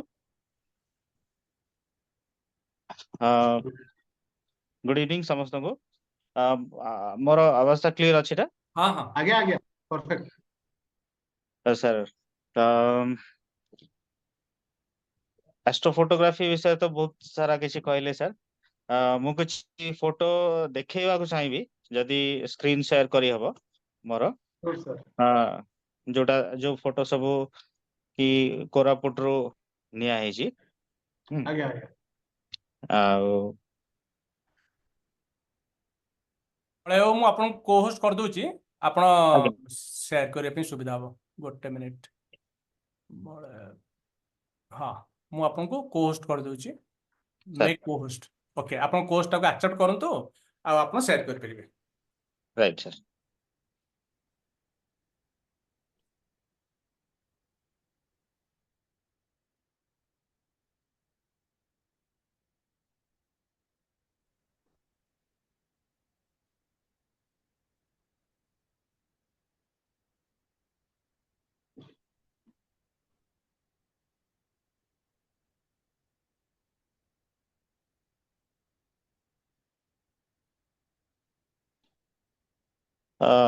ସାର୍ ଇମେଜ ଟା ଦେଖି ପାରୁଛନ୍ତି ସାର୍? ଆଜ୍ଞା ଆଜ୍ଞା, ବ୍ୟୁଟିଫୁଲ। ସାର୍ ଏଇଟା ହଉଛି ଗୋଟେ ଷ୍ଟାର ଟ୍ରେଲ୍ ଇମେଜ ଟା, ଆଉ ଏଥିରେ ସାଉଥ ପୋଲ ରୁ ନିଆ ହେଇଛି। ସାଉଥ ପୋଲ ରେ ଷ୍ଟାର ଟ୍ରେଲ୍ ଇମେଜ ଟା ଏଇଟା। ଏଥିରେ ଆମର ଯୋଉ ଷ୍ଟାର ର ମୁଭମେଣ୍ଟ ଟା ଥ୍ରୋ ଏ ଲଙ୍ଗ ଏକ୍ସପୋଜର କୁ ପୁରା କ୍ୟାପଚର କରାଯାଇଛି, ଅଲମୋଷ୍ଟ 45 ମିନିଟ୍ସ ଖଣ୍ଡେ ର ଇମେଜ ଟା। ଏଥିରେ 45 ମିନିଟ୍ସ ରେ ଇଚ୍ ଇମେଜ 30 ସେକେଣ୍ଡ ର ଅଛି, ତାପରେ ସେ ଇମେଜ ସବୁକୁ ଷ୍ଟାକିଂ କରାଯାଇଛି। ଆଉ ଷ୍ଟାର ଟ୍ରେଲ୍ ହଉଛି ଯଦି ଆଷ୍ଟ୍ରୋ ଫଟୋଗ୍ରାଫି ଗୋଟେ ଇଜିଏଷ୍ଟ ୱେ ଯୋଉଥିରେ କି ଷ୍ଟାର ଟ୍ରେଲ୍ ମାନେ ଆପଣ ଆଷ୍ଟ୍ରୋ ଫଟୋଗ୍ରାଫି ଭିତରକୁ ଏଣ୍ଟର କରିପାରିବେ, ଆଉ ବହୁତ ସିମ୍ପଲି ନେଇପାରିବେ, ଆଉ ଭଲ ଲାଗିବ। ନେକ୍ସଟ ଇମେଜ ମୁଁ ଯୋଉଟା ସେୟାର କରିବାକୁ ଚାହିଁବି,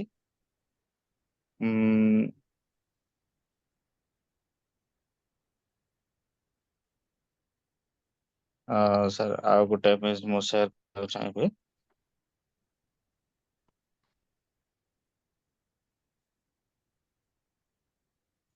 ବାଇ ଦ ଟାଇମ୍ ଆପଣ ସେୟାର କରିବେ, ସେ ଯୋଉ ଜାଗାରେ ଏଇ ଫଟୋଟି ନିଆ ହେଇଛି, ନଦୀ କିମ୍ବା ଜଳାଶୟ ଯାହାବି, ସେଇଟା କୋଉ ଜାଗା ସାର୍? ଏଇଟା କୋରାପୁଟର ପାତ୍ରପୁଟ କରିକି ଗୋଟେ ଜାଗା ଅଛି। ପାତ୍ରପୁଟର ଗୋଟେ ଛୋଟ ଲାଗୁନ ଟା ଅଛି, ସେଥିରେ ନିଆ ହେଇଛି ସାର୍। ନେକ୍ସଟ ଇମେଜ ଟା ମୁଁ ସେୟାର କରିବି।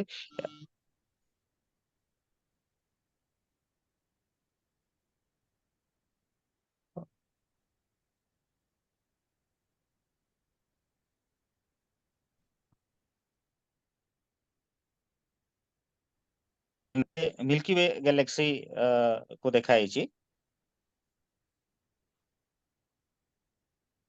ଫଟୋଟା ଚମତ୍କାର। ଫଟୋଟା ଅଛି ସାର୍। ବଢିଆ ହେଇଛି ସାର୍, ବଢିଆ ହେଇଛି।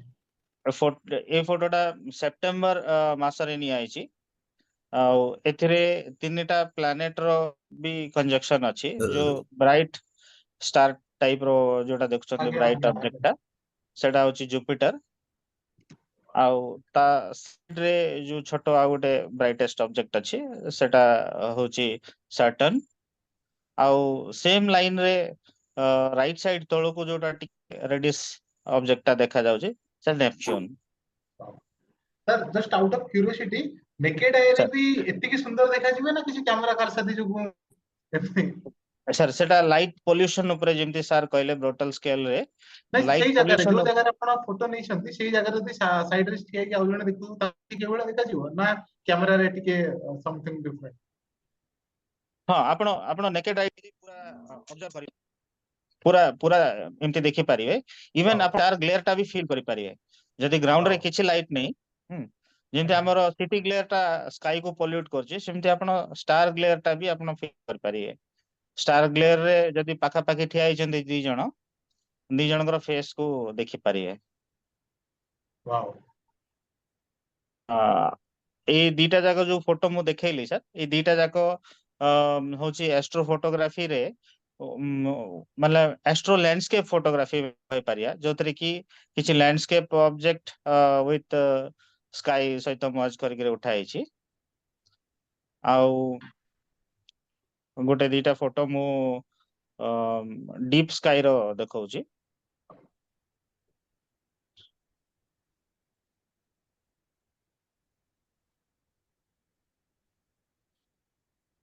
ମଳୟ ବାବୁ ଆପଣ କୋଉ ଇକ୍ୱିପମେଣ୍ଟ ବ୍ୟବହାର କରୁଛନ୍ତି ଫଟୋଗ୍ରାଫି ପାଇଁ? ମ୍ୟାଡାମ ମୁଁ ଗୋଟେ ଫୁଲ ଫ୍ରେମ୍ କ୍ୟାମେରା ନିକନ ର D750 ୟୁଜ କରେ।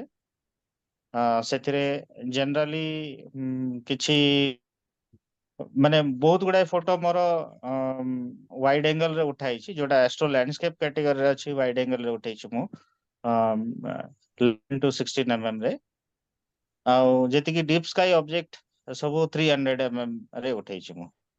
ଏବେ ଦେଖନ୍ତୁ ଏଇଟା ଓରାଇନ୍ ନେବୁଲାଟା କନଷ୍ଟେଲେସନ ର ଗୋଟେ ପୋର୍ସନ, ଯେମିତି ସାର୍ ଏବେ ଦେଖଉଥିଲେ ଓରାଇନ୍ ନେବୁଲା କାଳ ପୁରୁଷ ମଣ୍ଡଳ ଯୋଉଟା ଅ, ସେ ସେଥିର ଏଇଟା ଗୋଟେ ପାର୍ଟ। ସାର୍ ଯୋଉ ଲାଇଟ୍ ରିଫ୍ଲେକ୍ସନ ଟା ଦେଖା ଯାଉଛି ସେଟା କଣ ଏକ୍ଜାକ୍ଟଲି? କୋଉଟା ସାର୍? ମଝିରେ ଯୋଉଠି ଲାଇଟ୍ ଟିକେ ବେଶୀ ଅଛି, ଗୋଟେ ଜାଗାଟା ମାନେ ଲାଇଟ୍ ର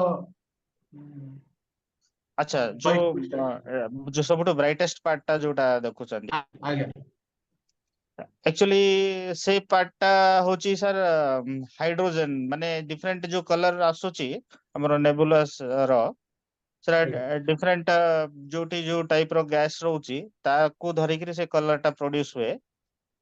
ହୁଁ। ଆଜ୍ଞା ଆଉ ସେ ସେ ପୋର୍ସନ ରେ ହାଇଡ୍ରୋଜେନ ବେଶୀ ଅଛି, ତ ସେଟା ହ୍ୱାଇଟ କଲର ଦେଖାଯାଉଛି ସାର୍।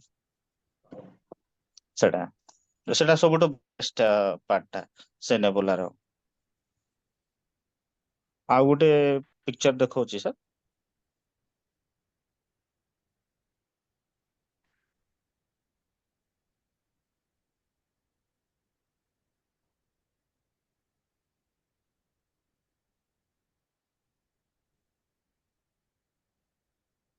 ଏଟା ହଉଛି ବହୁତ ସୁନ୍ଦର। ସଟନ୍ Andromeda galaxy Android sir. Galaxy। ଓ ଅସମ୍ ଅସମ୍। ତା Wow. ସହିତ ତାର ନେବରିଂ ବେଟଲ ଗିୟର୍ସ ବି ତା ତଳେ ଦେଖାଯାଉଛି। wow. ବହୁତ ସୁନ୍ଦର। ଏଠି 300 mm ରେ ଲେଖା ଫଟୋ ଉଠାଇଛି, ମ୍ୟାନୁଆଲି ଟ୍ରାକ୍ଡ। ମାନେ ମୁଁ ଯୋଉ ଟାଇପ ର ଫଟୋଗ୍ରାଫି କରେ, ଆଉ ମୁଁ ମ୍ୟାନୁଆଲି ଟ୍ରାକ୍ କରେ, ଷ୍ଟାର ଟ୍ରାକର ୟୁଜ କରେନି।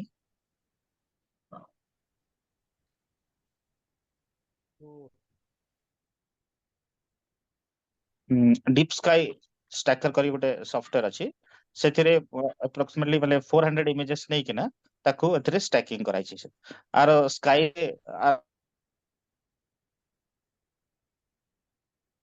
ସ୍କେଲ ଟା ହବ, ମାନେ ଅବଜେକ୍ଟ ସ୍କେଲ ଟା ହବ ଅଲମୋଷ୍ଟ ମୁନ୍ ସାଇଜ ର ଅବଜେକ୍ଟ ଟା। ବଟ୍ ଯେହେତୁ ବହୁତ ମାନେ ଲୋୟର ମ୍ୟାଗ୍ନିଚ୍ୟୁଡ ର ମାନେ ଆର ଲାଇଟ୍ ଇଣ୍ଟେନ୍ସିଟି ଟା, ସେଥିପାଇଁ ଖାଲି ଆଖିରେ ବିଲକୁଲ ଦେଖାଯାଏ, ଏକ୍ସେପ୍ଟ ଯୋଉଟା ନ୍ୟୁକ୍ଲିୟସ ଟା। ଆଉ ଏସବୁ ଭିତରେ ଆଉ ଦିଟା କମେଟ ର ଜଷ୍ଟ ଫଟୋ ଦେଖଉଛି। ନିଓୱେନ୍ ର ନିଓ ନିଓ ୱାଇଜ ର ଦେଖଉଛି ସାର୍।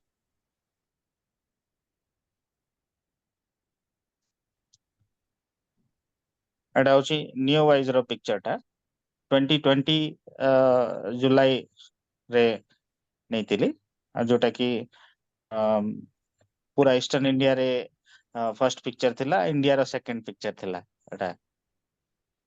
ହୁଁ, ଏଟା 50 mm ଲେନ୍ସ ସହିତ ନିଆ ହେଇଥିଲା। ଆଉ ସିଟି ଲିମିଟ ର ବହୁତ କ୍ଲୋଜ, ମାନେ ସିଟି ଠୁ 5-10 କିଲୋମିଟର ଭିତରେ ଏଇ ଫଟୋଟା କୋଉ ନେଇଥିଲା। ଜାଗାରେ ଏଟା ମଳୟ ବାବୁ? ଏଟା ଜୟପୁର ପାଖରେ ଗୋଟେ ଆବାଣ୍ଡନ ଗ୍ରାନାଇଟ ଫ୍ୟାକ୍ଟ୍ରି ଥିଲା, ହଁ ବାଲୋଟିଆ କରିକିନା। ବାଲୋଟିଆ କରେକ୍ଟ। ହଁ, ତ ତାର ଷ୍ଟୋନ୍ସ ରଖା ହେଇଛି ସେ ସବୁ ତଳେ। ହୁଁ, ତ ତାର ସେ ଆବାଣ୍ଡନ ଫ୍ୟାକ୍ଟ୍ରି ର ଗ୍ରାଉଣ୍ଡ ର ମୁଁ ନେଇଥିଲି ଏଟା। ସେପଟକୁ ଜୟପୁର ଟା ଏଣ୍ଡ ହେଇଯାଉଛି, ଏଟା ଆକ୍ଚୁଆଲି ୱେଷ୍ଟର୍ଣ୍ଣ ସ୍କାଏ ରେ ଦେଖା ଯାଉଥିଲା, ତ ମୁଁ ଜୟପୁର ୱେଷ୍ଟ ସାଇଡ କୁ ଯାଇକିନା ଏଇ ଫଟୋଟା ନେଇଥିଲି। କିଛି ଭିଲେଜ ଲାଇଟ ଦେଖା ଯାଉଛି, ବଟ୍ ଷ୍ଟିଲ୍ ଫଟୋଟା ଆସିଥିଲା। ୟା ପରେ ଆଉ ଗୋଟେ ଯୋଉଟା 2022 ରେ ଆସିଥିଲା, ତାର ବି ପିକ୍ଚର, ଫର୍ଷ୍ଟ ପିକ୍ଚର ମୁଁ ହିଁ ନେଇଥିଲି।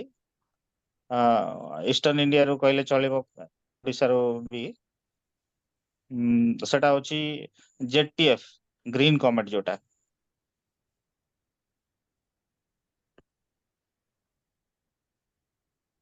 ଏ ଫଟୋଟା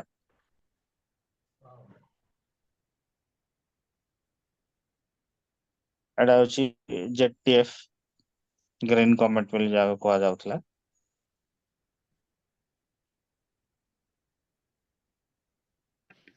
କିଛି meteor shower ର picture ନେଇଛନ୍ତି କେବେ?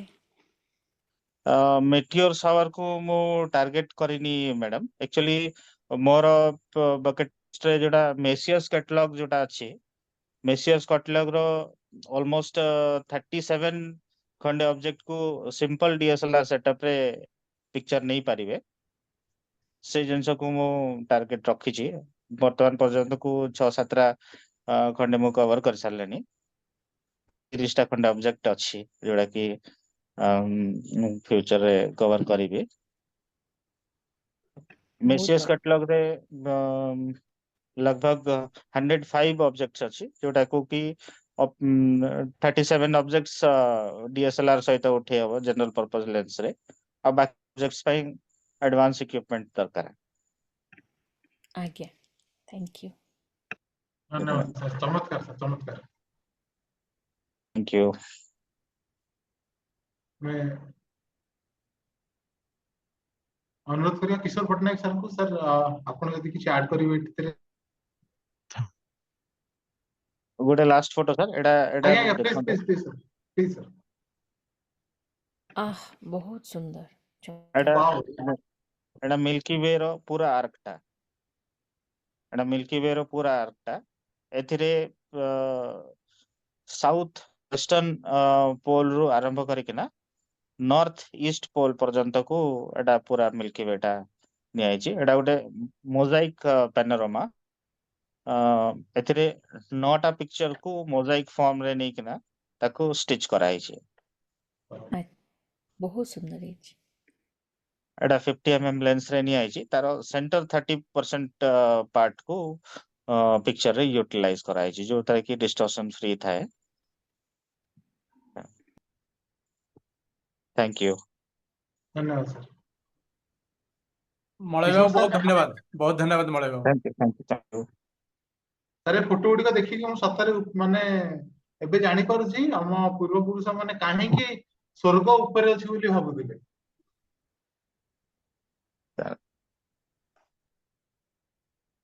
किशोर सर, ईश्वर बाबू शुଣି ପାରୁଛନ୍ତି?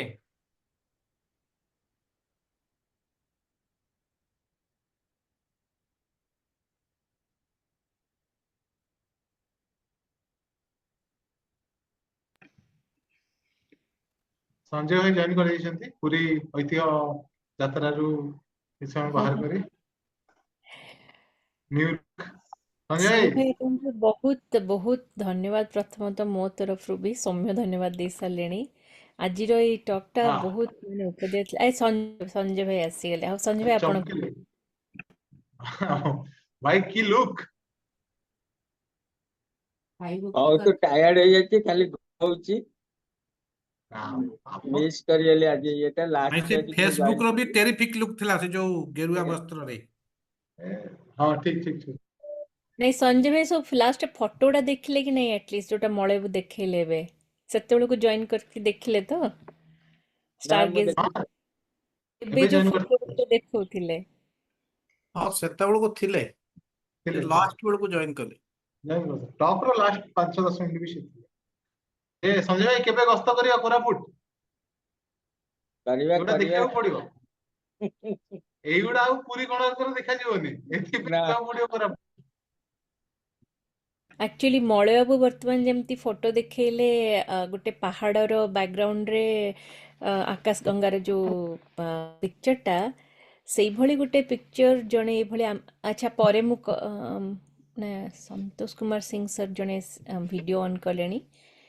କହିଦିଏ ସାର୍, ଆପଣ ଯଦି କିଛି କହିବାର ଅଛି ଆପଣ ବି କହିବେ। ଗୋଟେ ଫଟୋଟିଏ ମୁଁ ଦେଖିଥିଲି, ଏମିତି ଜଣେ ଆମେଚର ଫଟୋଗ୍ରାଫର, ସେ ରାଣୀପୁର ଝରିଆଲରେ ଯୋଉଠି 64 ଯୋଗିନୀଙ୍କ ମନ୍ଦିର ଅଛି ରାଣୀପୁର ଝରିଆଲରେ, ସେଇଠି ଗୋଟେ ଫଟୋ, ସେଇଟା ବି ବହୁତ ଲୋକମାନେ ସେଠି ଫଟୋ ଉଠାନ୍ତି ନାଇଟ୍ ସ୍କାଏର। ଏତେ ସୁନ୍ଦର ସେ ଟା ନେଇଥିଲେ ଇଏର ଆମର ମିଲ୍କି ୱେର।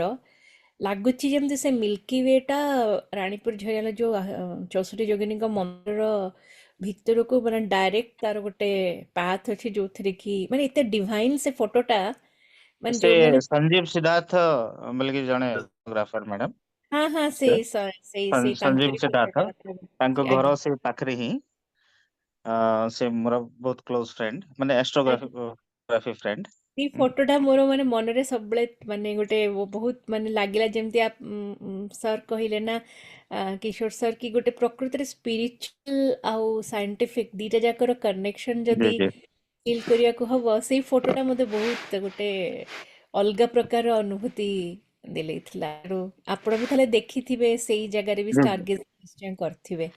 ଆଜ୍ଞା ଆ, ଆଉ କିଛି ସମୟ ଆଗରୁ ବୋଧେ ସନ୍ତୋଷ ସାର୍ ବୋଧେ ଡ୍ରପ୍ ହେଇଗଲେ ତାଙ୍କର ଭିଡ଼ିଓଟା ଅନ୍ ଦେଖିଥିଲି। ଆଉ କେହି ଯଦି କିଛି ପ୍ରଶ୍ନ ପଚାରିବାକୁ ଚାହୁଁଛନ୍ତି କିଛି ବକ୍ତବ୍ୟ ରଖିବାକୁ ଚାହୁଁଛନ୍ତି କିଛି କଥା ଆପଣ ନିଜ ସୁନୀଲ ବାବୁଙ୍କୁ ପଚାରିବାକୁ ଚାହୁଁଛନ୍ତି ଦୟାକରି ଆପଣ ନିଜର ଭିଡ଼ିଓ ଅନ୍ କରିଦିଅନ୍ତୁ ଅଡ଼ିଓ ଅନ୍ କରନ୍ତୁ କରନ୍ତୁ।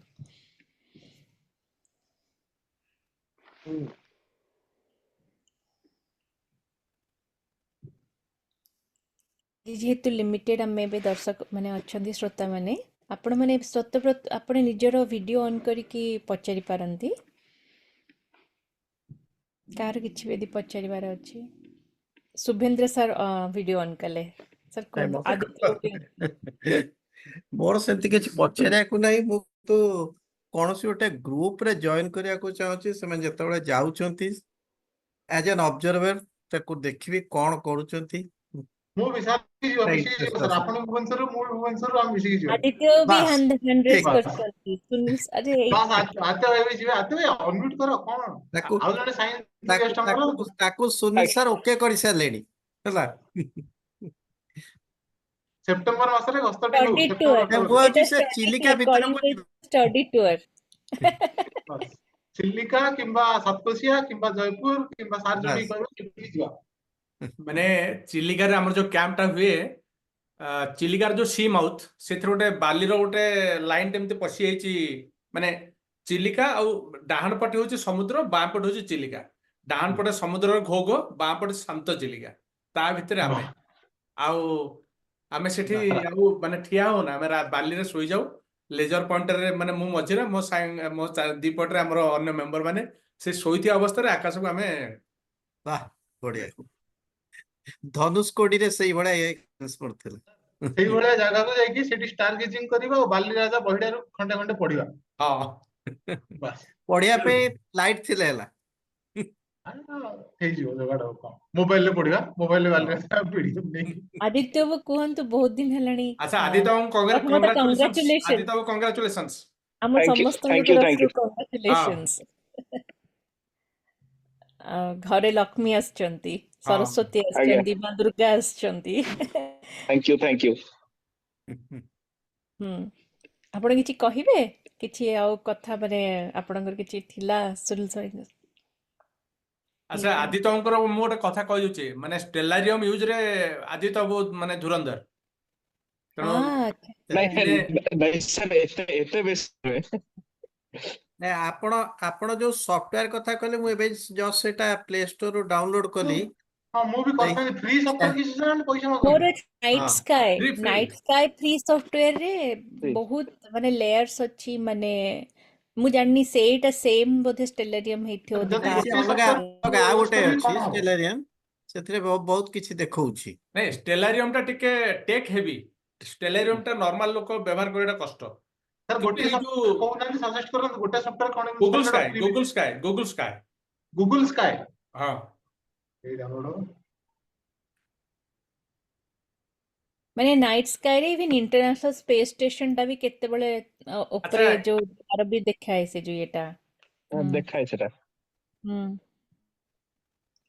ଆଚ୍ଛା ଆଉ ସାର୍ ଗୋଟେ ଅଛି ମୁଁ ସୁନୀଲ ସାର୍ଙ୍କୁ ଗୋଟେ ଗୋଟେ ଆଉ ଗୋଟେ କଥାଟେ ଜଷ୍ଟ ଯେହେତୁ ଧ୍ରୁବ ତାରା ବିଷୟରେ କହୁଥିଲେ ଓରାୟନ ବିଷୟରେ କହୁଥିଲେ ସେ ସବୁ ବିଷୟରେ ହଁ ଜଷ୍ଟ ଗୋଟେ ଯୋଡ଼ିବାକୁ ଚାହିଁବି ଏଇଥିରେ ମାନେ ସବୁ ସଭ୍ୟତାରେ ମାନେ ହଁ ଆମେ ଆମ ସଭ୍ୟତା ହିସାବରେ ଆମର ଲୋକ କଥା ଆମର ପୌରାଣିକ କଥା ଆମର କାହାଣୀ ବିଭିନ୍ନ ଜିନିଷ ଆମେ ଆମର ଭାରତ ଭୂଖଣ୍ଡରେ କରିଛେ ସେମିତି ସେଇ ଜିନିଷର ଅଲଗା ଅଲଗା ଭୂଖଣ୍ଡରେ ମାନେ ୟୁରୋପରେ ଲାଟିନ ଆମେରିକାରେ ଆଫ୍ରିକାରେ ଅଷ୍ଟ୍ରେଲିଆର ସମସ୍ତେ ତାଙ୍କ ହିସାବରେ ବି ସେଇ ତାରାପୁଞ୍ଜକୁ ଦେଖିକି ତାଙ୍କର ନିଜର ଷ୍ଟୋରି ସବୁ ଅଛି, ମାନେ ତାଙ୍କର ଲୋକ କାହାଣୀ, ତାଙ୍କର ଷ୍ଟୋରି ସବୁ ଅଛି। ଆଉ କେତେଟା ତା ଭିତରୁ ଏତେ ସାମଞ୍ଜସ୍ୟ ମାନଙ୍କ ଭିତରେ, ଫର ଏକ୍ଜାମ୍ପଲ ଆପଣ ଯୋଉ ଓରାୟନ ଆଉ ପ୍ଲେଇଡେସର କହିଲେ, ମୋର ଯାହା ମନେ ପଡୁଛି ଗ୍ରୀକ୍ ମାଇଥୋଲୋଜିର ସେଇ ଗ୍ରୀକ୍ ରେ ହିଁ ସେଟା ଅଛି, ସେଥିପାଇଁ ଆପଣଙ୍କୁ ସେଥିରେ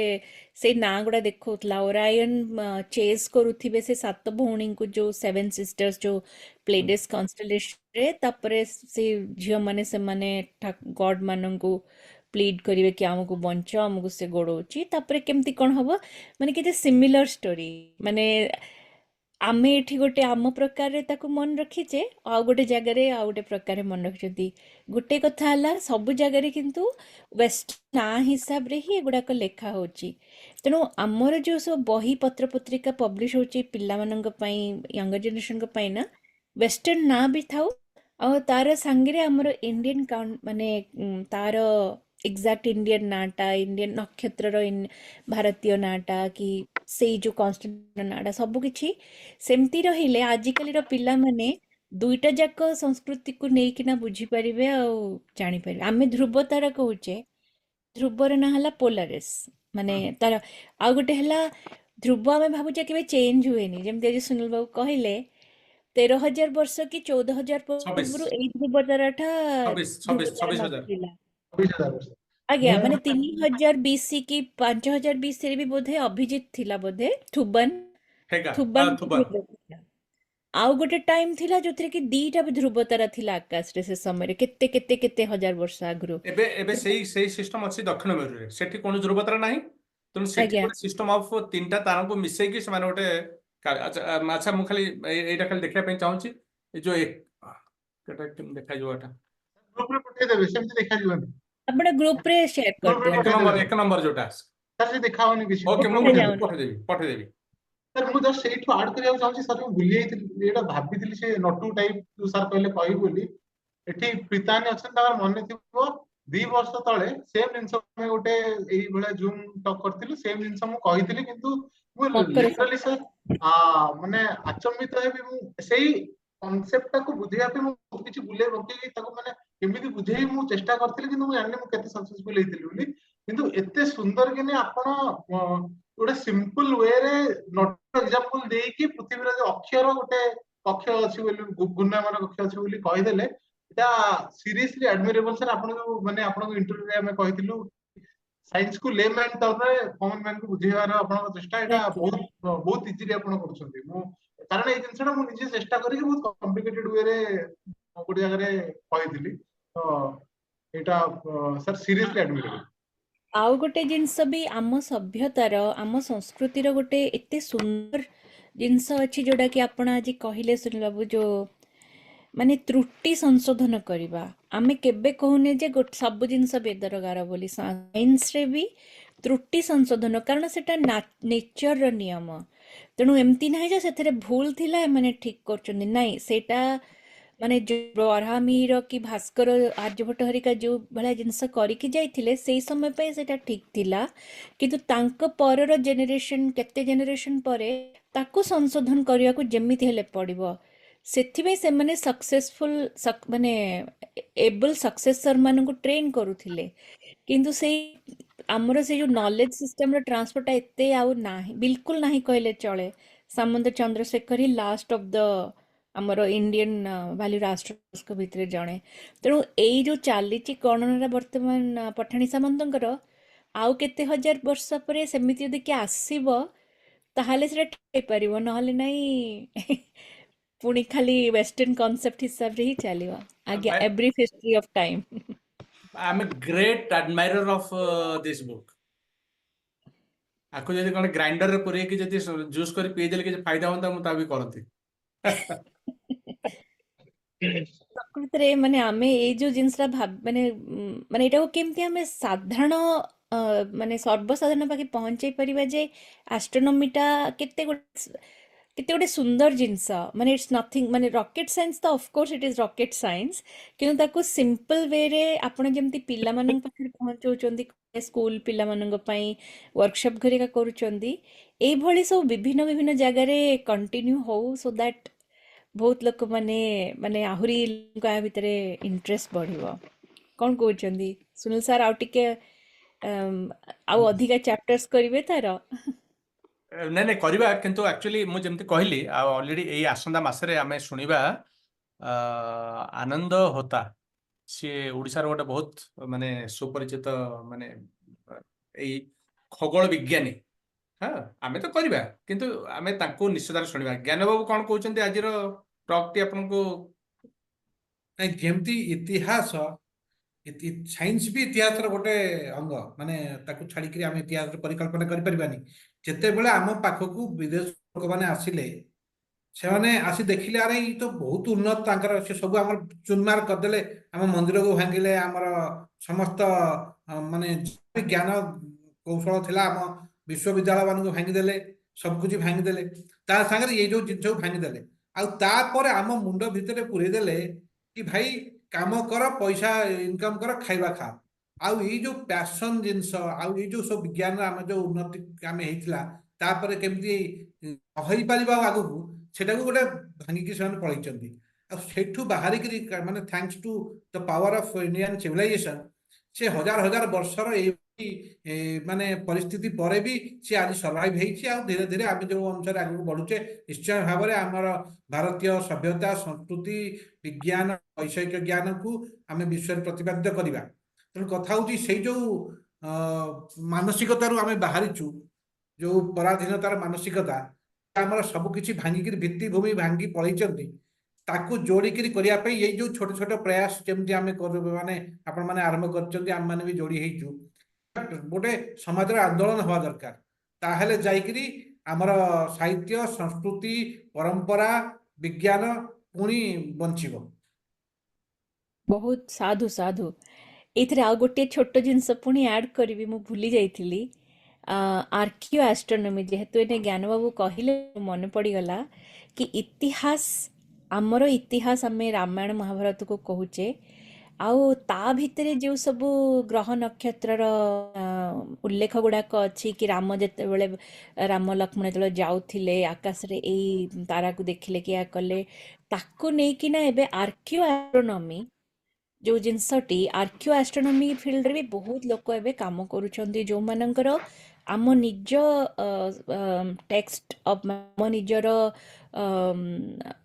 ଯେତେ ସବୁ ମାନେ ପୁରୁଣା ଆମର ଇତିହାସ ଅଛି ତା ଉପରେ ତାଙ୍କର ଭଲ ଜ୍ଞାନ ଅଛି ସଂସ୍କୃତ ଜାଣିଛନ୍ତି ପ୍ଲସ୍ ତାଙ୍କର ୱେଷ୍ଟର୍ଣ୍ଣ ସାଇନ୍ସର ବି ଟେକ୍ନୋଲୋଜି ବି ସେମାନେ ଜାଣୁଛନ୍ତି ତ ଏଇ ସବୁକୁ ମିଶେଇ ଦେଲା ବେଳକୁ ଆମେ ଆମ ନିଜର ଇତିହାସକୁ ସାଇନ୍ସ ଆଉ ଆର୍କିଓ ଆଷ୍ଟ୍ରୋନୋମି ଥ୍ରୁରେ ବି ବହୁତ ପାରୁଛେ ତେଣୁ ପିଲାମାନଙ୍କ ଭିତରେ ଫାର୍ଷ୍ଟ ଅଫ୍ ଅଲ୍ ଏଇ ଯୋଉ ଇଣ୍ଟରେଷ୍ଟଟା ବଢେଇବା ସୋ ଦ୍ୟାଟ୍ ବଡ଼ ହେଲେ ସେମାନେ ସାଇଣ୍ଟିଷ୍ଟ ହୁଅନ୍ତୁ ଯାହା ବି ହୁଅନ୍ତୁ ଇଞ୍ଜିନିୟର ସାଇଣ୍ଟିଷ୍ଟ ଏନି ଥିଙ୍ଗ ଦେ ପରସ୍ୟୁ କିନ୍ତୁ ନିଜର ଟ୍ରେଡିସନକୁ ବି ଯଦି ସେମାନେ ଜାଣିଥିବେ ତାକୁ ମିଶେଇକି ବହୁ ଜିନିଷ ଆଗକୁ ଆହୁରି ବାହାରିବ ସେଥିପାଇଁ ସେଇଟା ଜଷ୍ଟ କହିବାକୁ ଆଡ୍ କରିବାକୁ ଚାହୁଁଥିଲି ଠିକ ଆଉ କେହି କିଛି ସାର୍ ସୁନିଲ ବାବୁଙ୍କୁ କିଛି କହିବାକୁ କେହି ଚାହୁଁଥିଲେ ଇନ୍ଦ୍ରମଣି ଜେନା ସାର୍ ଆପଣ କିଛି କହିବେ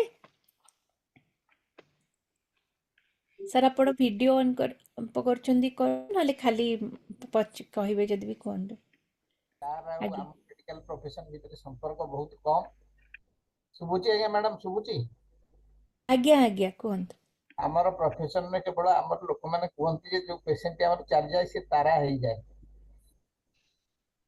ତା ସହିତ ଆମର ସମ୍ପର୍କ କମ କିନ୍ତୁ ମୋର ପିଲାଦିନେ ବହୁତ ଇଣ୍ଟରେଷ୍ଟ ଥିଲା ମୁଁ ଦେଖେ ବହୁତ ସମୟରେ ଯେତେବେଳେ ତାରା ଦେଖାଯାଏ ମୁଁ ଧ୍ରୁବତାରାଟାକୁ ଆଇଡେଣ୍ଟିଫାଏ କରେ ଆଉ ମୁଁ ଯେତେବେଳେ ପଢେ ଯେ ଆମର ଓଡିଆ ନାବିକ ମାନେ ସବୁ ଯାଆନ୍ତି ସେମାନଙ୍କର ଏକ୍ସପିରିଏନ୍ସ ହଉଛି ସେମାନେ ତାରା ଚିହ୍ନିକି ଜାଣିପାରିବେ କେତେ ଦୂର ଯାଇଛି ସମୁଦ୍ର ପାଣି ଦେଖିକି ମାଛ ଦେଖିକି ସେମାନେ ସବୁ ଆଇଡେଣ୍ଟିଫାଇ କରନ୍ତି ଆଉ ଏଇ ଜିନିଷ ମୁଁ ଜାଣିଛି ଆଉ ଏ ବିଦ୍ୟା ବିହେତ ବହୁତ ମୁଁ ଆଜି ଶୁଣିଲି ଆଉ ଏଥିପାଇଁ ସୁନିଲ ବାବୁଙ୍କୁ ବହୁତ ଥ୍ୟାଙ୍କ୍ସ ଦଉଛି ଆଉ କଳିଙ୍ଗ ହିଷ୍ଟ୍ରି କି ବହୁତ ଥ୍ୟାଙ୍କ୍ସ ଦଉଛି ମୁଁ ଆପଣଙ୍କର A to Z ସବୁଦିନ ପ୍ରାୟ ଶୁଣିବାକୁ କରୁଛି ଆଉ ମୋର ଏଥିରେ ଇଣ୍ଟରେଷ୍ଟ ବହୁତ ବଢିଯାଇଛି।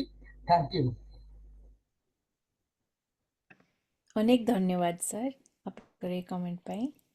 ତାପରେ ବିଜୟ ସ୍ୱାଇଁ ସାର୍, ଗତିକୃଷ୍ଣ ପାଣିଗ୍ରାହୀ, ବିରଞ୍ଚି ନାରାୟଣ, ରଥ ବାବୁ, ଆପଣମାନେ ଯଦି କିଛି କହିବାକୁ ଚାହାନ୍ତି ତାହେଲେ ଦୟାକରି ଅନମ୍ୟୁଟ୍ କରି କୁହନ୍ତୁ, ନହେଲେ କ୍ୟାମେରା ଅନ୍ କରନ୍ତୁ।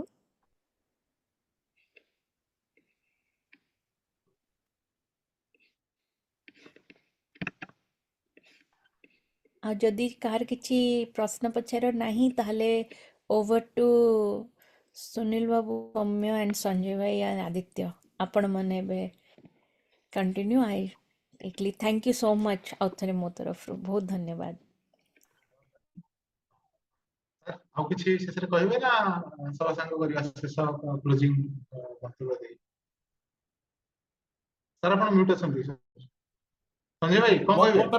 ମୋ ତରଫରୁ ତ ମାନେ ଆଉ କିଛି କହିବାର ନାହିଁ। ସୁନୀଲ ଭାଇ ତ ଆଜି ବକ୍ତା, ସିଏ କିଛି କହିବେନି ନା। ହଁ ଠିକ।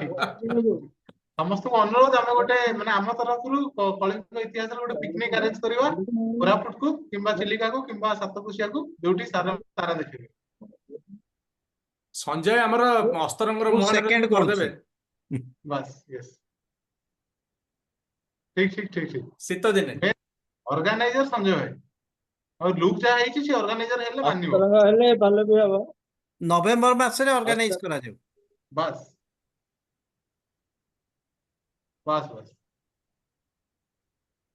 ତେବେ ଆଜି ଆମେ ଜାଣିଲେ ତାରା ମାନଙ୍କ ବିଷୟରେ। ତାରା ଆମ ସହ ଓତପ୍ରୋତ ଭାବେ ଜଡିତ। ଆମେ ଅନେକ ସମୟରେ ଆମ ପୂର୍ବଜ ମାନଙ୍କଠୁ ଶୁଣିଛେ ଯେ ଯେମିତି ପହଁରିବା ଗୋଟେ ନିହାତି ଆବଶ୍ୟକୀୟ ସ୍କିଲ, ଯେମିତି ଲେଖିବା ଗୋଟେ ନିହାତି ଆବଶ୍ୟକୀୟ ସ୍କିଲ, ଚାଲିବା, ଦୌଡ଼ିବା, ସାଇକେଲ ଚଲେଇବା, ଗାଡି ଚଲେଇବା, ସେଇଭଳିଆ ତାରା ଦେଖିବା ମଧ୍ୟ ଗୋଟେ ନିହାତି ଆବଶ୍ୟକୀୟ ସ୍କିଲ ବୋଲି ପୂର୍ବରୁ ସମସ୍ତେ ମାନୁଥିଲେ। ଏବେ ଆମେ ସହରର ଚାକଚକ୍ୟରେ ସେଇଟା ଭୁଲି ଯାଇଛେ।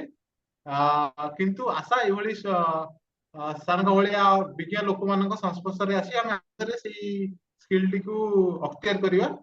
ଆଜିର ବକ୍ତବ୍ୟଟି କିମ୍ବା ଆଜିର ଟକ୍ଟି ଆଶା କରେ ସମସ୍ତଙ୍କୁ ବହୁତ ଭଲ ଲାଗିଥିବ।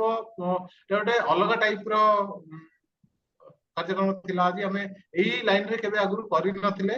ଆଶା ଯେମିତି ଆମର ଇତିହାସ ସମ୍ବନ୍ଧୀୟ ବା ଅନ୍ୟ ଯେକୌଣସି ବିଷୟରେ ଆମେ କରିଛେ ସମ୍ବନ୍ଧୀୟ ଟକ୍ ଗୁଡିକ ଯେମିତି ଆଦୃତ ହେଇଛି, ସୁଧୀଜନ ମାନଙ୍କୁ ଆଦୃତ ହେଇଛି, ନମ୍ବର ଅଧିକ ନହେଲେ ମଧ୍ୟ ଅନେକ ଆମକୁ ଯୋଉ ଭଳିଆ ମାନ୍ୟଗଣ୍ୟ ବ୍ୟକ୍ତି ମାନଙ୍କର ଶ୍ରଦ୍ଧା ପ୍ରଶଂସା ମିଳିଛି, ଏଇ ଟକ୍ଟିକୁ ମଧ୍ୟ ତାଠାରୁ ଢେର ଅଧିକ ଶ୍ରଦ୍ଧା ପ୍ରଶଂସା ମିଳିବ।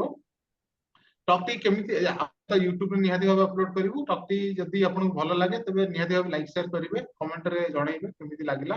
ଆଉ ଆଶା ସୁନୀଲ ସାର୍ ଆମକୁ ଆଗକୁ ଆହୁରି ମଧ୍ୟ ଇନ୍ ଡିଟେଲ ତାରା ମାନଙ୍କ ବିଷୟରେ ଏଇଭଳିଆ ଶିକ୍ଷଣୀୟ ଟକ୍ ଗୁଡିକ ଦେବେ।